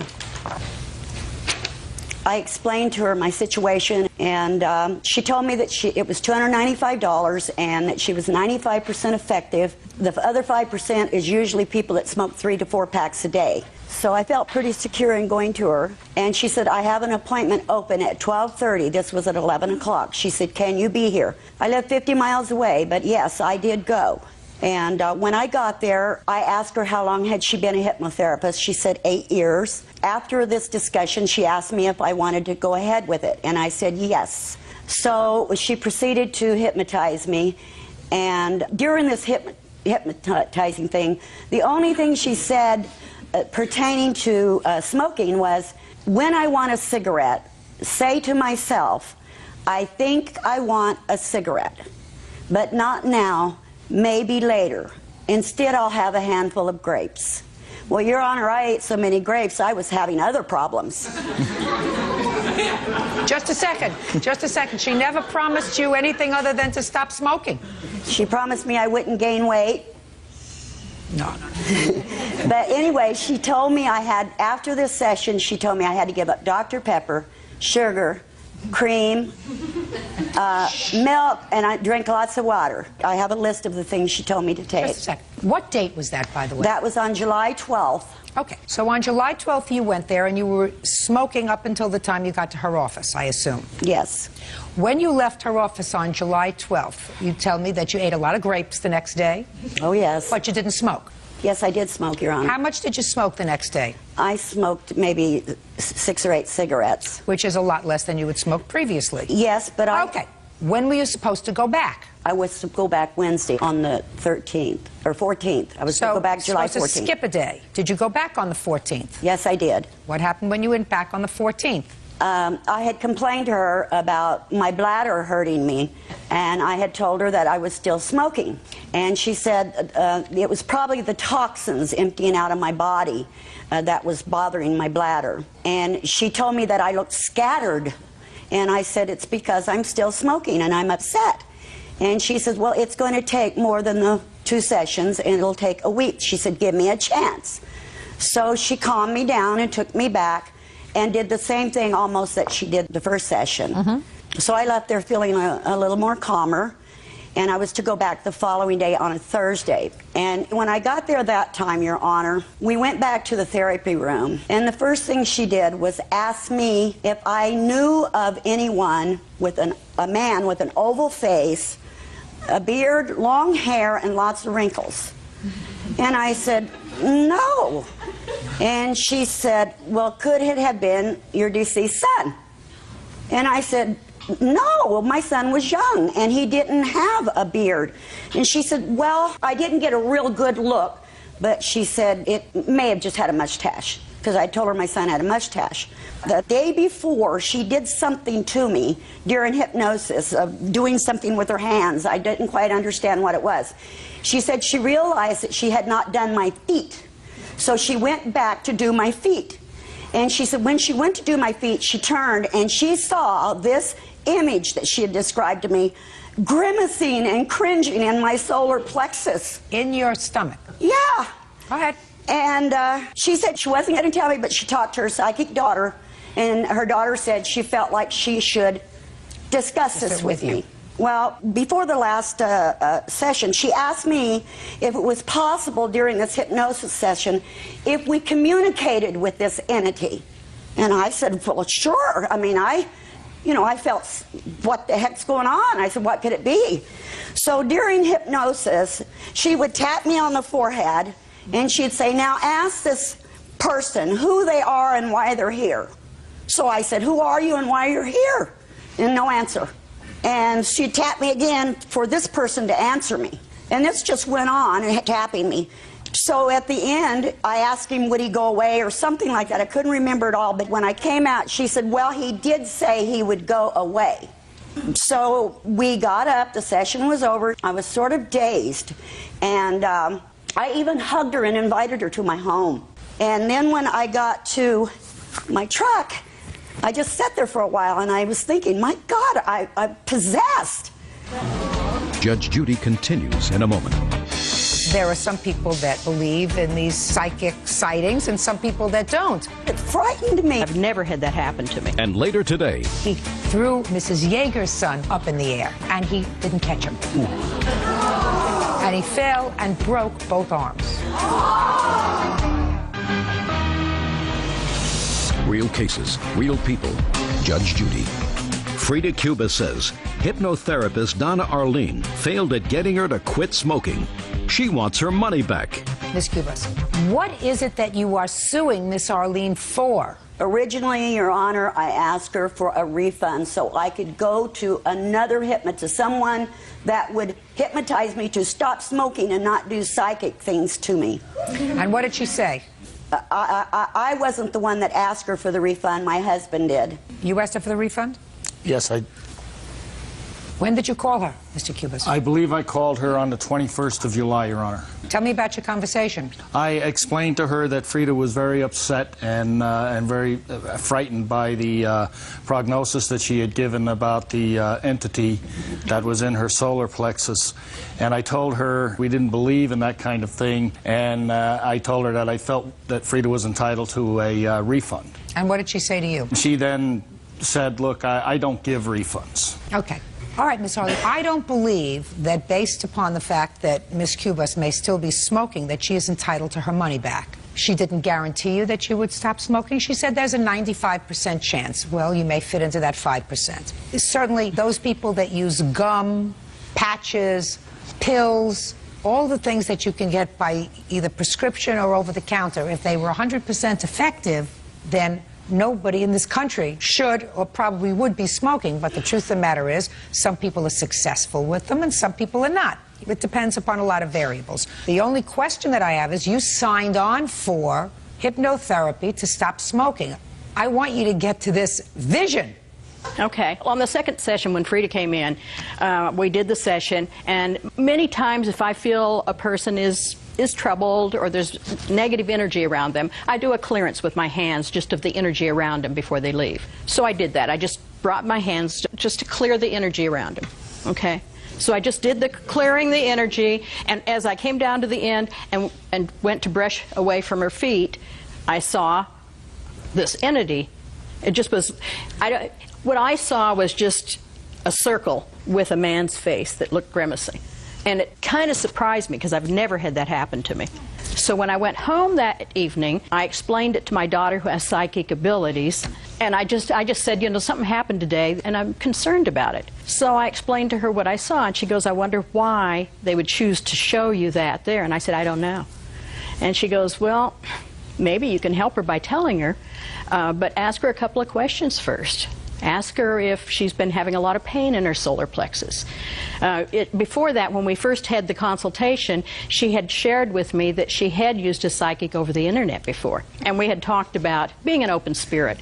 So I asked her these questions, and then I told her, I said, I saw something, and I'm a little reluctant to say anything to you, but since we've talked about this before, I thought maybe it might help you if I shared it with you. It's up to you. And she goes, well, sure.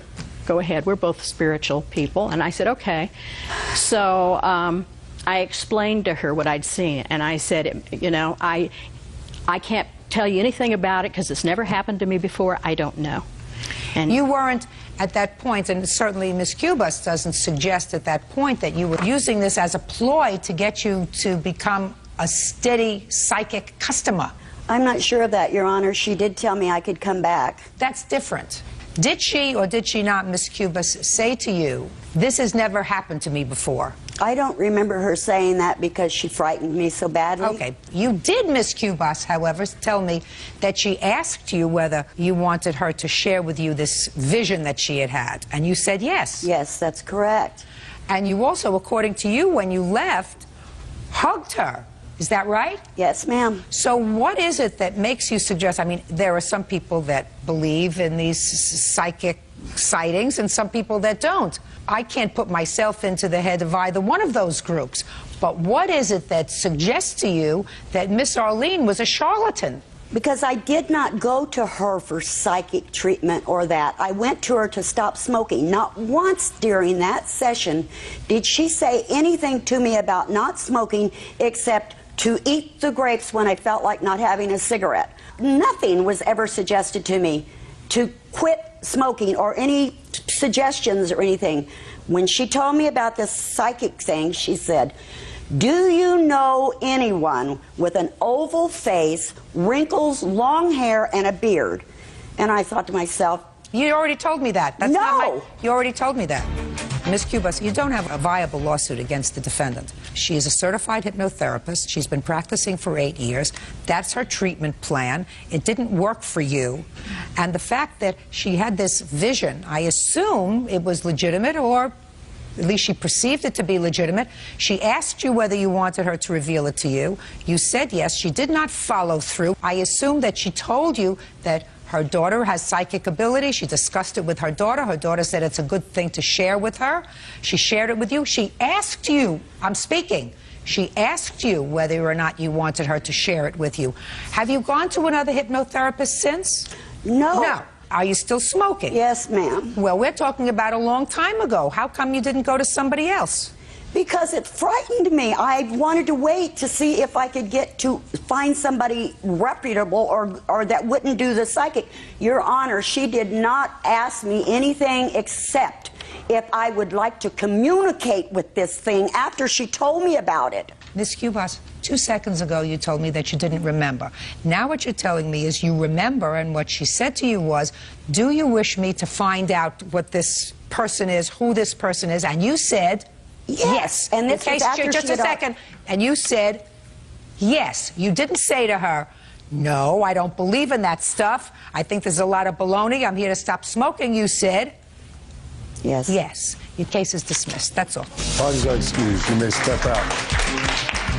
That's one of the best ways to quit smoking. When I wanted a cigarette, just say, Play a better game of golf. I think I want a cigarette. Get rid of fears, phobias. But not now, later. Pass tests, do public speaking. I think I'll have a handful of grapes. I never told her to eat grapes. Well, how many grapes can one person eat before they start having other problems?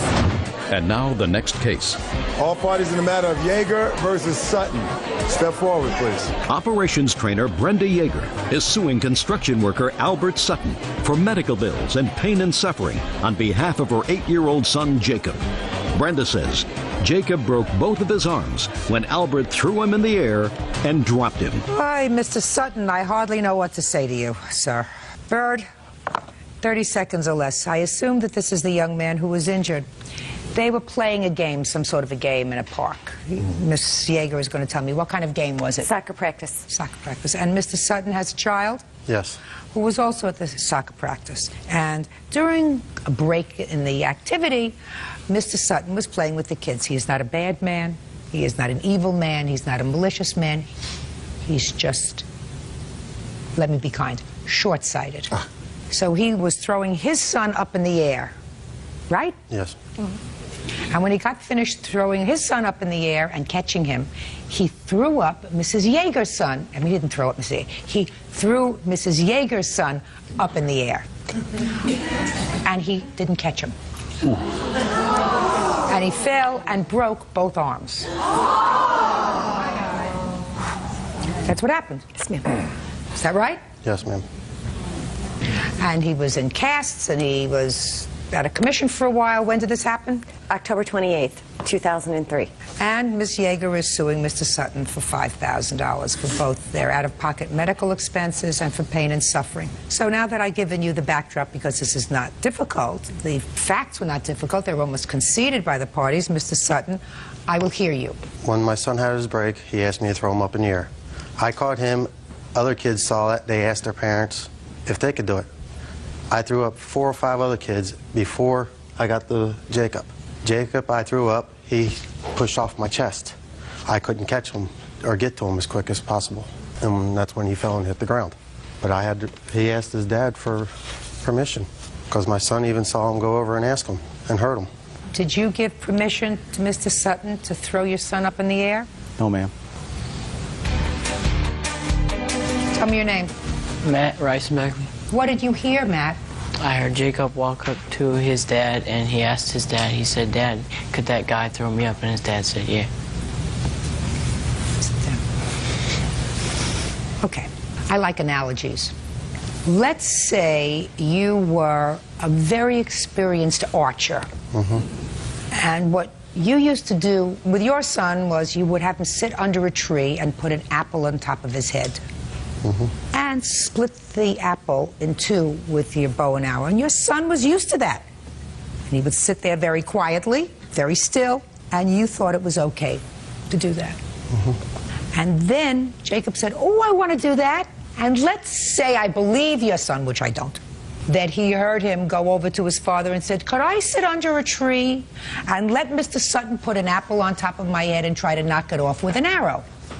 And his father, in some psychotic break, said, "Sure." And Jacob sat under the tree. He put an apple on his head. Unfortunately, Jacob wasn't as good at it as your son, and he zigged. And you got him instead of the apple. Whose fault would that be? Jacob's? No, ma'am. His father's? No, ma'am. You get my point? Mm-hmm. Judgment for the plaintiff. And the Morning, Judge. You may be seated. All right, the engagement didn't work out. Why can't you two folks just, put a period and get on with your lives? Any reason? You want your engagement/wedding ring set back. Yes, ma'am. And you claim that the defendant also took money out of a bank account.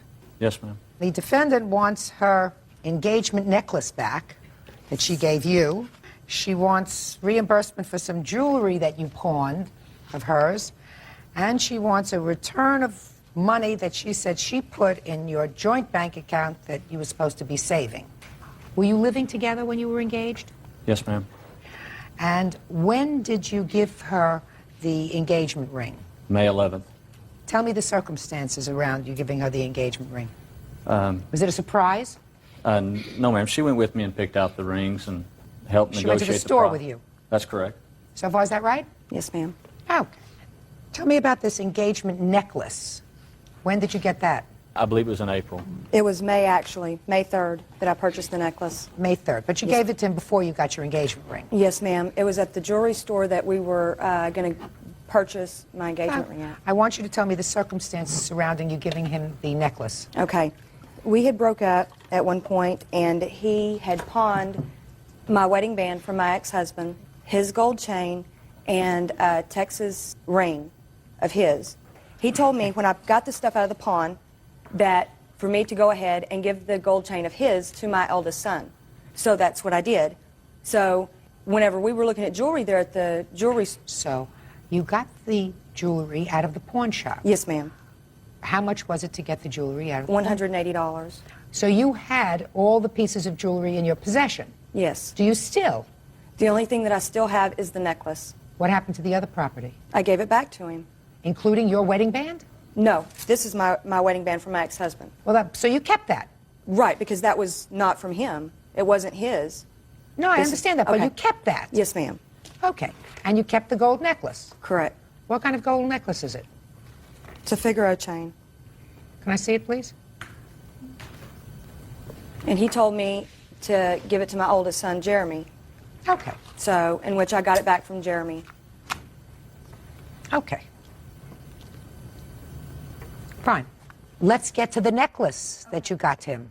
Did you buy it on the day that you bought the engagement rings? No, ma'am, because we went to another jewelry store and found something less expensive, and we purchased those, which was just a few days within one another. How much did you pay for this necklace? $525. You have the receipt for it? It's on the back of my check. They did it like if it was a credit card.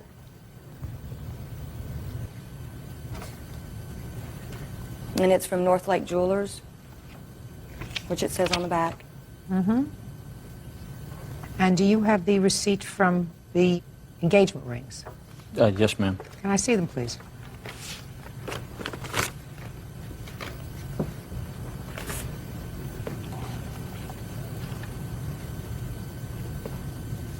Okay. Where is the necklace? It's at home. You want your rings back? Your rings are clearly more expensive than the necklace. Yes, ma'am. So why don't you give her the necklace back and she'll give you the rings back? Well, because it was not an engagement gift. It was a gift to replace... A gift to replace what? Part of her story's online, but the necklace part, I didn't tell her to give it to her son until after she had already gotten it out of pawn, and I knew it was in her possession at that time. She wasn't going to give it to me anyway. Because you were fighting at that point? That's correct. Yeah. But when we got back together, I did tell her, I want my necklace, because I was afraid she had given it to somebody else. What did you do with the money that you pawned the stuff for? I bought groceries and stuff for her and her kids. Is that right? No, I don't know when he pawned it or what he did with the money. Let me ask you this question. I don't know. You were living together for a period of time, for this period of time, is that right? Yes, ma'am. Were you working? Working. And At that tell moment? me where, for whom, and how much you were earning. So my question is, at the time he pawned the jewelry, were you employed? I believe I was. I believe you were. The reason I say is because it's been almost a year. Well, so, I want you to think back. Think back. I was working. Yeah, I was working as a for who? For the state of Texas. I was a boot camp drill instructor. What were you earning? I was earning $7.25 an hour. How many children do you have? I have 3. Can't support yourself and 3 children on $7.25 an hour. No, ma'am. My children live with their father. So it was just the 2 of you? And his 2 children. Ah. So was she in fact working as a drill instructor at that point, sir?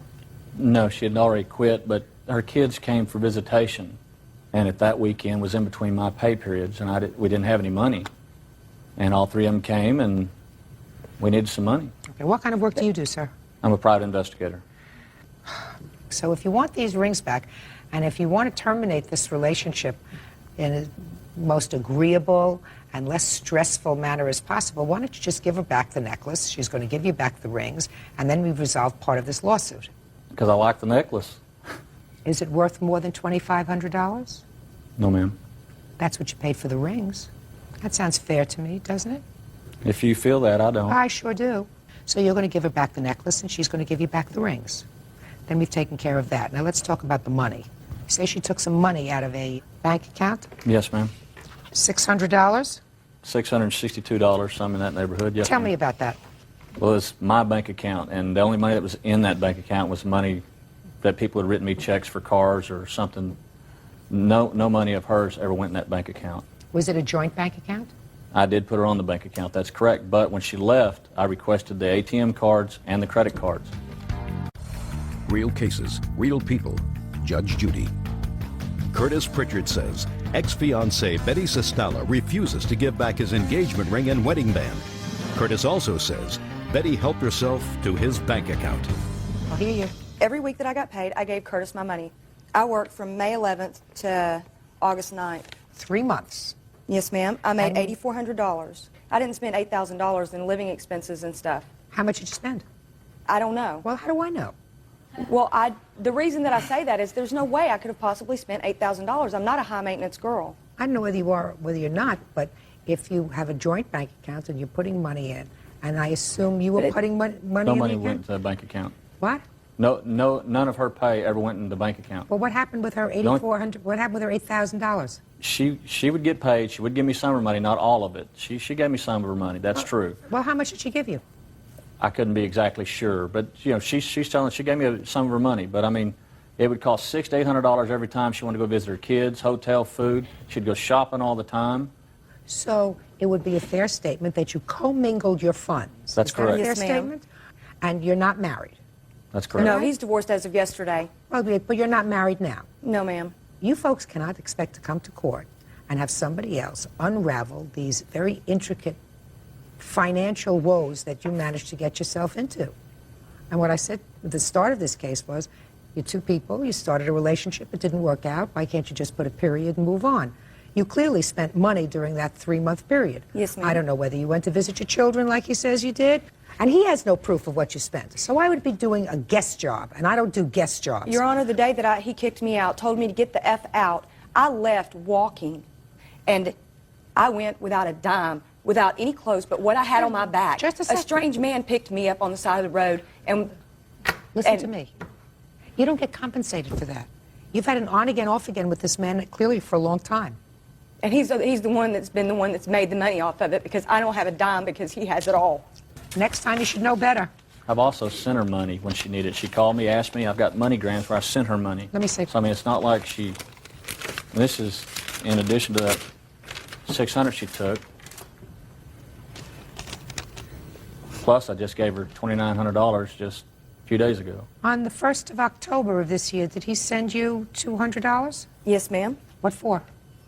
For me to... I had my children that weekend. My son had a paintball competition. And you he called him and asked him for money and he sent it? No, I didn't call him. He called me. So he called you and you said you needed money? No, I didn't. He asked me if I needed any money. Fine. So he sent you $200 on the 1st. Then I have another transfer here to you in September. Mm-hmm. The end of September for another $300. What was that for? For just basic living expenses because I went there without a dime. He's not responsible for you. No, he's not. And he He's never not has responsible. been. He's not a. He doesn't sound like a cad to me. Well, did he give you? Did he give you other? Did he give you other money just last week? No. Are you lying to me? No, I'm not. I have no reason to lie about it. I think you do. In any event, I'm going to cut the following order. Mr. Pritchard, listen to me, sir. You're going to part with that great necklace. You're going to give it back to her within 5 days, and she's going to part with the rings. You have one that you're wearing now? That's the only one that I have. Where's the other one? He has it. Take the ring off. Give it to Bird. There's other things that you're not hearing that makes him not sound like such a cad. That's not it that I couldn't sue him for here. From where he borrowed $5,000 from me, and he sold the truck that he had gotten a loan on, and I've not got that. I got $600 of that, which I have the paperwork in my purse. Mr. Pritchard, you want her son to have this necklace, or you want it back? No, Jeremy can have it. Give it back to her. You're to get the engagement necklace back to her. Yes, ma'am. Keep it simple. That's all. As far as that excuse, you may step out. I don't think that it's right that a man can keep everything he's earned. Didn't go quite like I thought, but I believe she was fair. He wasn't working, and there was no money, and I had to make a living. We're both kind of hard-headed, I guess. And now the next case. All parties in the matter of Adams versus Canham. Step forward, please. 18-year-old student Jennifer Adams is suing her former classmate, 17-year-old student Christy Canham, for breaking her ankle during a fight. Miss Adams, according to your complaint, the defendant assaulted you, you were injured, you want to be compensated. That's what the case is about. How do you know her? We went to grammar school and the high school together. Where did this assault take place? At Annie's house. At this young lady's house? Yeah. When? October 2nd, 2001. What was the dispute about? The dispute was over a CD, but there's more to it. In August of this year, we had a get-together also at Annie's house, where everybody had gone in the house except for Christy and my fiance. And after everyone was inside, she said something to the extent of, fiance or not, I've had guys cheat on their girlfriends with me before. So he came in the house and he told me about it and didn't do anything about it at that time. We all went to bed, and we hadn't seen each other really during this time from August to October when the incident happened. My CDs had been left at the restaurant where she works, and somebody had gone through them. You went to the restaurant where she works? No. Who left the CDs at the restaurant where she works? Her little brother had my CDs, left them at the restaurant. Somebody went through them and took out a whole bunch of CDs, but she took one and took it to Hawaii with her. So she had one of your CDs? Yes. Okay. So I went out to Annie's on October 2nd. What did you go to Annie's for? Because we're friends. Was she expecting you? It was just we go out there all the time. Nobody expects anyone. The defendant was there? Yes. Did you know the defendant was going to be No. there? So when you walked into the house, who was present? Annie, Jimmy, and Stephanie. Who's Stephanie? And she's another friend of ours. And the defendant? Yes. What happened when you got there? When I got there, I walked in the door. Christy was standing on the opposite side of the room. I asked her where my CD was. She just kind of stood there looking at me. And I said, you heard me, where is my CD? She said, at my house. And I said, well, you better get it. And she asked why I was yelling at her. I said, because I didn't like her anyways, and her stealing my CD was the last straw. She asked me why I didn't like her. There was more arguing during this time, but when I said that I didn't like her, I said it was because she was a scandalous. And I went to walk into the kitchen, and I turned my back. She was sitting in a chair. So she was sitting? Yes, she was sitting. By this time, she was sitting. Was she sitting at the time that you came in and started calling her names? No. She was standing? Yes. But then she sat down? Yes. Okay, so you're walking into another room, she's sitting? Yes. What happened next? So I went to walk into the kitchen. I saw her out of the corner of my eye come at me. So I turned around, she went to hit me. I blocked her hit, put her in a headlock. So I had her in a headlock and she was hitting me and I was hitting her. She couldn't get away from me, so she turned me sideways, pushed me to the ground, snapping my ankle in 2 places. And Annie came over and pulled her off of me. When she did, Christy kicked me while I was on the ground. And then Annie helped me up. I walked into their computer room because that's where Stephanie was. It was about 10 feet. And Annie came in to see if I was all right, and I said, no, you need to take me to the emergency room. I can't walk. Jimmy came and picked me up and carried me to the car.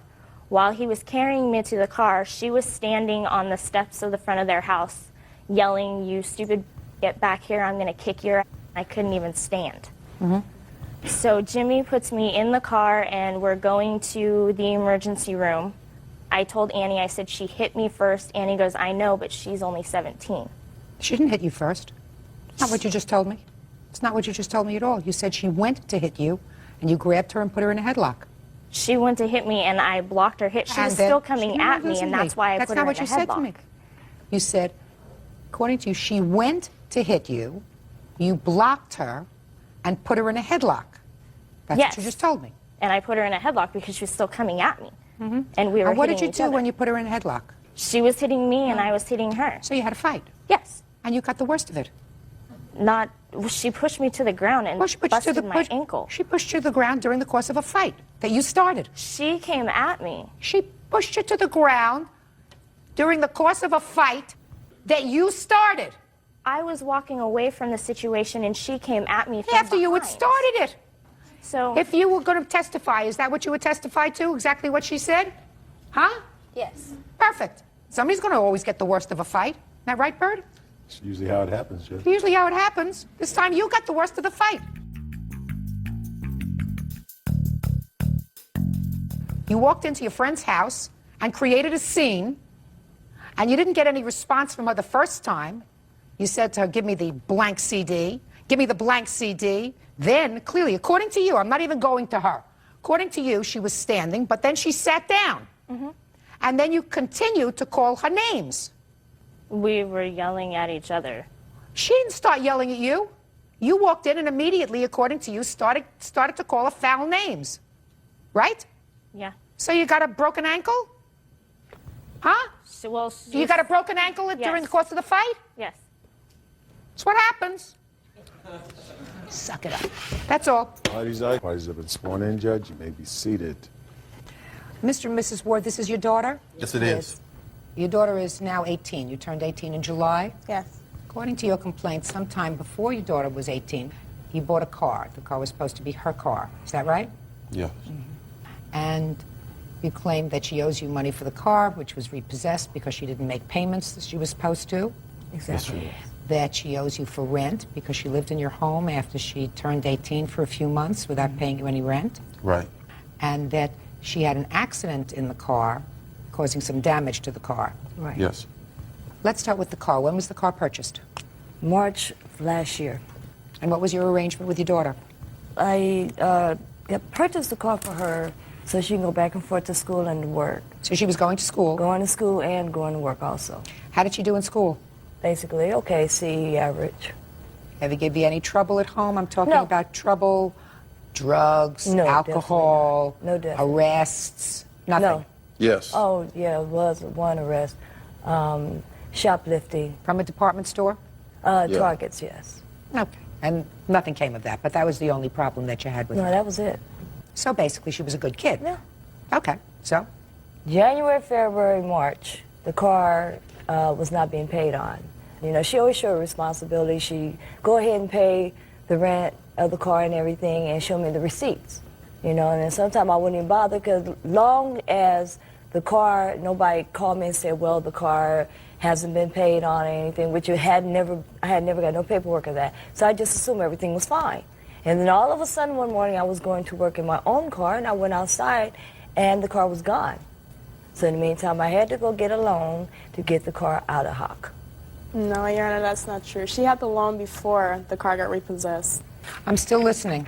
Okay, so... Anyway, we asked my daughter when she was at the house, did she pay December, January, February? It was in March when we got the loan. She told us the receipt was in the car. Okay. The receipt was not in the car. Took the car out of hock. She was with us, brought the car home. Then the day of her graduation, I was dressed to go to a graduation. And she decided to get flipped with me. What did she say? I asked her what was taking them so long getting dressed so we could go to her graduation. She told me, it ain't none of your business what I'm doing right now. You just be calm and I know what I'm doing. I said, you're being late. I said, I asked y'all to do this 2 hours ago. Your Honor, that's not true. And just a second. I said, you're staying in my house. I said, you're 17, you almost graduate. I said, you're going to make your mistakes here before you make it out in the street. So I can explain to you what's going on. Tell me about the rent money that you want from your daughter. Okay, the first time she left was on a graduation day. She left out the house. In June? Yeah. She went by my sister's house and stayed. My sister kicked out, and I told her to come back home. That's when I told her, when she come back home, she got to pay for rent.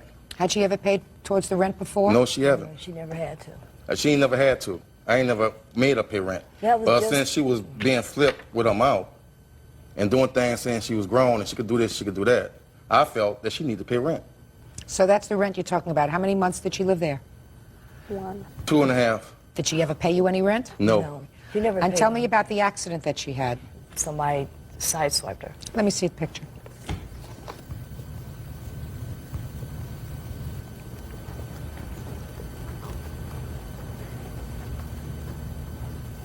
Where is the damage to the car? I have a picture of exactly what the damage Can I is see? right here. Okay. Thank you. That's the close-up of what you already have.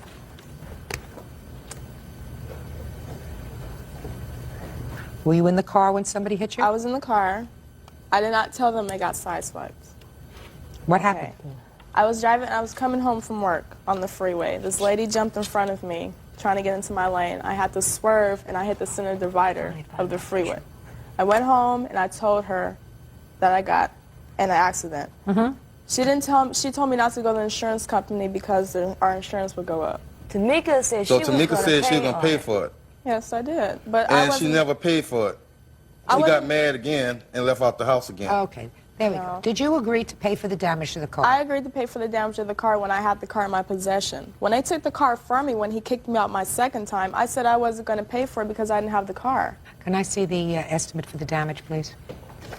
Judge Judy, the only reason that she don't have the car because as of her birthday, it was agreed with me, herself, and the bank that she would actually pay $25 to get that car in her name. She wants the car without putting it in her name. I told her I can't do that. It's going against the bank and myself.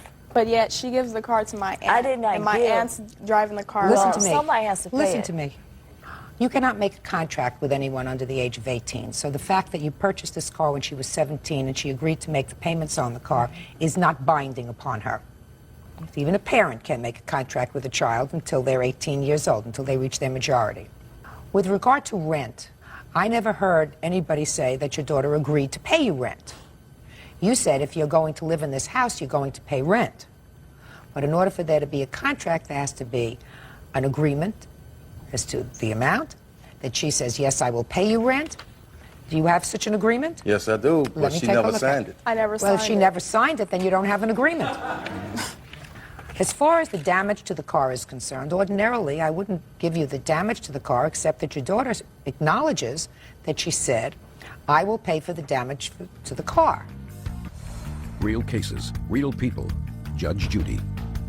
Derek and Terry Ward say Derek's daughter, Tamika Ward, owes for a car loan, car damages, and unpaid rent. Tamika says her father is being unfair. Do you have other children? Yes. How many other children do you have? We have one son. And how old is that child? 21. Okay, where does that child live? Fresno State. Doesn't live with you? No. So this is the baby? Yes, the baby. What does your son do in Fresno State? Plays football. And what are you doing now, Miss Ward? Nothing right now. Who do you live with? My aunt. So you're back with the aunt? Yeah. Same aunt that you were living with before? Yeah. What? I still want her, if she wants the car, it still says July the 15th she was supposed to, if she only has to pay $25, she can have the car. She doesn't want the car. Not If for she her. wants the car, she can have the car. She's It's been not what to crying hear. about it. She That's said not. that's the reason she's not working because she doesn't have the car. No, the so- reason I'm not working was because I didn't have transportation getting back and forth to my job. I was living with my cousin. When he kicked me out, I was living in Rialto with my cousin. I had to go back and forth to work on the bus every day. I got off at 11 o'clock at night. The buses stopped running at 11. She wasn't going to come pick me up, and I had nowhere at home. You seem like an intelligent young woman. Why aren't you in college? All this stuff happened. I let everything go. But I'm going back. I wasn't going to stop, not go to school. Yeah, you seem like a smart gal. Yeah. You seem like you should be doing something. See, the problem is I was registered in school. I was living with them. I came back home to make matters good with him and her. I was living at home. I had got a job that day. The day he kicked me out, I was going to register for school. I had my registration fee. I had my loan taken care of and everything. You filled out all the paperwork for that? I filled out the paperwork because they said they would not do it. She was a no-show. I co-signed for the application for her to go to college. And I called and couldn't find out she was a no-show, so I was a no-show because I didn't have transportation. Doesn't sound to me like you have a bad teenager. No, she's not bad at all. Sounds to me as if you have a young lady who has tremendous potential and who hasn't given you a lot of grief. She may have a little bit of a fresh mouth, if that's what you're complaining about, sir. These days, that's not such a tremendous big deal. She went to high school. She worked her way through high school. She got reasonable grades. She had enough of a job so that you felt comfortable about the fact that she was going to pay for a car loan. That sounds pretty reasonable to me. Not to you? Sure it does. Only one problem with that, she wasn't going to pay for it. She wasn't going to pay for what? She wasn't paying for the car loan. I was paying for that car for a year and a half. But you did not pay the last car note, and lied and told me you did. I didn't pay the last Shh, car note. don't because I fight didn't with have each the car. other. Let us say she didn't pay the last 2 months. She paid in May, she paid June, July, August, September, October, November. You say she didn't pay December, January, and February. Is that right? The first time. She did not Whatever, she paid something. I never had a child live with me that paid for a car that I got them. Oh. Never. So she told me Not when they were 17. Let me talk. Go ahead. Not when they were 18. Not when they're 30. What? So I don't know what you're complaining about your 17-year-old. You're being too hard on her. She looks like a very sweet girl. Well, Listen to me. Objectively. We're talking objectively. You tell me, stop playing with your papers, Mr. Ward. Lighten up a little bit. You say you have a 17-year-old daughter who graduated high school on time, and because of some misunderstanding the day of graduation, you didn't go, which was the wrong thing for you to do. I mean, if you get angry, you take a deep breath, and you show up at graduation. You don't not go to your daughter's graduation from high school. Did you go? Yeah, I went. And who else? And who was there for you? My boyfriend's family was here. I wasn't The only there. reason why she went because she said she had to get a program to show her her job.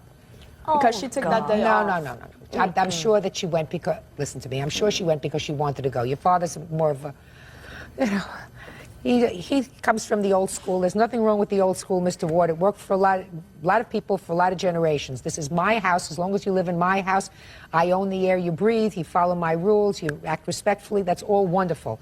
Somehow, in today's times, that it's not always as perfect as that. And in the scheme of things, believe me, in the 25 years that I was in the family court system, I've seen a lot of kids. And there were a lot of parents out there who would give their eye teeth for a daughter who went to high school, acted responsibly, had a job after school, probably paid for her own clothes and paid for her own stuff, because that's what you work for when you know, spending money usually. And in addition to that, she helped contribute to her own transportation to get herself to school for a while, even if it was just for 8 months. And she paid for the insurance, even if it was just for 8 months. Can I say something? Sure, Mr. Ward. Okay, you saying that she's a nice kid. That's my child, true enough. I'm not bad on her, but there's things that I expect her to respect me on. Number one, she got a job. She didn't pay for everything you said. She might have paid for the car. Half the time, she didn't have enough money to pay for the insurance. I had to come out my pocket. When she wanted clothes, I had to come out my pocket. When she wanted food to eat, they had to come out my pocket. That's your job. That's my job. That's my job. But that's after she your job. turned 18, that was not my job. I was only that's- staying with you for a month. No, after I that's was your 18. job. Listen After to she me. turned 18, that is not my job. And I was That's paying the for law my here. own No, food. listen to me. While she was working and before she turned 18, it was your job to provide for your daughter everything that you possibly could. Before she turned 18, true. Well, that may be, sir. I don't know what magic thing goes off in your head when a child celebrates their 18th birthday and they blow out the candles and you say, Well, finished. that's what Finished. Let me explain Well, to Mr. you. Ward, I don't know. Until you live in my house, you won't know. I don't want to live in your house, Mr. Ward. I wouldn't want you there. I don't want to live in your house, and I guarantee you my children wouldn't want to live in your house, and his children wouldn't want to live in your house. You know, I don't know. Your rules in your house is your rules. Absolutely right, Mr. So my Ward. rules in my house is my rules. And I understand that, and I appreciate that. At least but as a parent, my child, as me being a parent, I haven't raised no kid to be a gangbanger or anything else. and you did very well with her. No, I have not. But you did. Because the time is now. The law changed so much that kids right now, instead of listening to their parents, they listen to people in the street. It is not a perfect world, sir. I didn't say it was. You're not paying attention. I am paying attention. It's not a perfect world. Children are different now. They're exposed to different stimuli. But we look at children, if I look at children objectively, and I look at your daughter objectively, she was a reasonably responsible teenager. No. You didn't have to take her out of rehab and put her back every other Tuesday and Thursday. I never been in a rehab. Let's put it like this here. I had to take her from different places. One was from jail. You mean when she shoplifted? When I shoplifted. Because that's she it. was told before she did it, don't do it. Just a second. I'm not talking about that, Mr. Ward. I'm talking about rehab. You talking about somebody been going drinking? No, I'm drugs, saying or to whatever? you, kids get involved in a lot of things. Your daughter doesn't deserve any medals because she didn't, and because she seemed to have grown up well, probably because she lived in a household where there were rules. But she's not an irresponsible, off-the-wall teenager. And why you would sue her is something that is totally beyond me. To create a rift with your daughter over something like this is beyond me. You should be supporting her. And her, you should How be can supporting you support her somebody in that her. spends all your money and don't Your Honor, appreciate what she I've gets? been working since I was 14. I've No, been helping she them hasn't. That's out why I got you the since car, I 'cause was you've been 14 years working. old. I was going to school, and in the summer I had to work. Okay, every year in high school I was working. Okay. And they're acting like I'm like just a bad person over here. I'm just telling you straight up. I had no time for nothing. She's Go to wrong. school and work. Pay their bills. I was paying all 3 cars insurance. When they She's lied and wrong. said it was just for my car. Oh, $265 just for one car. For a month? A month. No, she wasn't.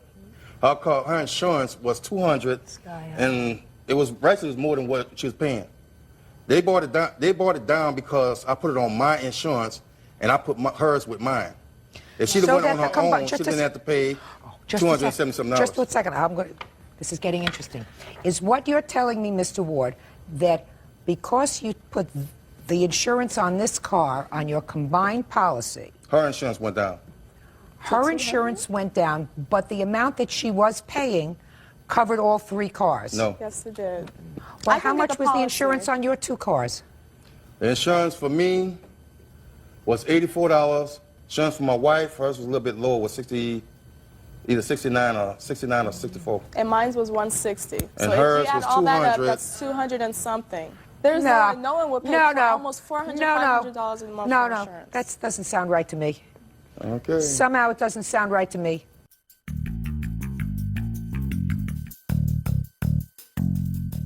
I just changed my mind about this accident. You should have put it into your insurance. Yeah, sure. I should have bought You that. should have put it into your insurance. If you had put it into your insurance, what did you have, a $500 deductible? Yeah, Or no deductible? the $500 deductible. Did you have the car fixed? No. No, I don't have the car. She gave it to my aunt. My aunt's son is driving it back and forth to school now. Is that right? Yeah. Yeah, that's all right. Other than He giving gave it her- back Is that to right? the bank. Your aunt's son? No, my sister-in-law have it because I cannot afford that. And another minor is driving the car? Well, I No, didn't No, he's not a approve of minor, he's a that. grown man. How old is But He's 20. I didn't approve of that. I told my sister. I gave my sister yeah, the car. while I And was his at work. truck. he? Just a second. So now they're Just all a second. Well, you're making a big mistake because a 20-year-old boy has more of a problem getting insurance than a 20-year-old girl. That I know because I've had both boys and girls. Boys are less responsible. So if you're letting your 20-year-old nephew, who is not a grown man, a 20-year-old male can hardly be described as a grown man, then that's a big mistake on your part. I don't think your daughter owes you anything. That's all. Goodbye. Parties are excused. Trên tay mình đây, đang cầm đây là cây tra có chân tẩy các cái tế bào chết của thương hiệu Mira Aroma, là một trong những cái dụng cụ để chăm sóc cái sắc đẹp và được sử dụng như là một công cụ để giúp chúng ta có thể loại bỏ các cái phần tế bào chết để mang đến cho chúng ta một cái gót chân hồng hào và không có các cái tế bào chết ở gót chân. Thì ở cái gót chân của chúng ta thường nó sẽ rất là nhiều cái tế bào chết gây nên cái tình trạng là khô ráp, nứt nẻ. Thì với cái dụng cụ này thì chúng ta sẽ rất là dễ sử dụng. Thì đối với dòng cây tẩy da chết của Mera Amora này thì với cái thiết kế tay vừa cầm với 2 đầu kích cỡ khác nhau và được làm từ thép không gỉ, có cái độ nhám phù hợp giúp chúng ta có thể lấy đi các cái lớp da trơn sùi, các cái lớp sưng bi lâu ngày.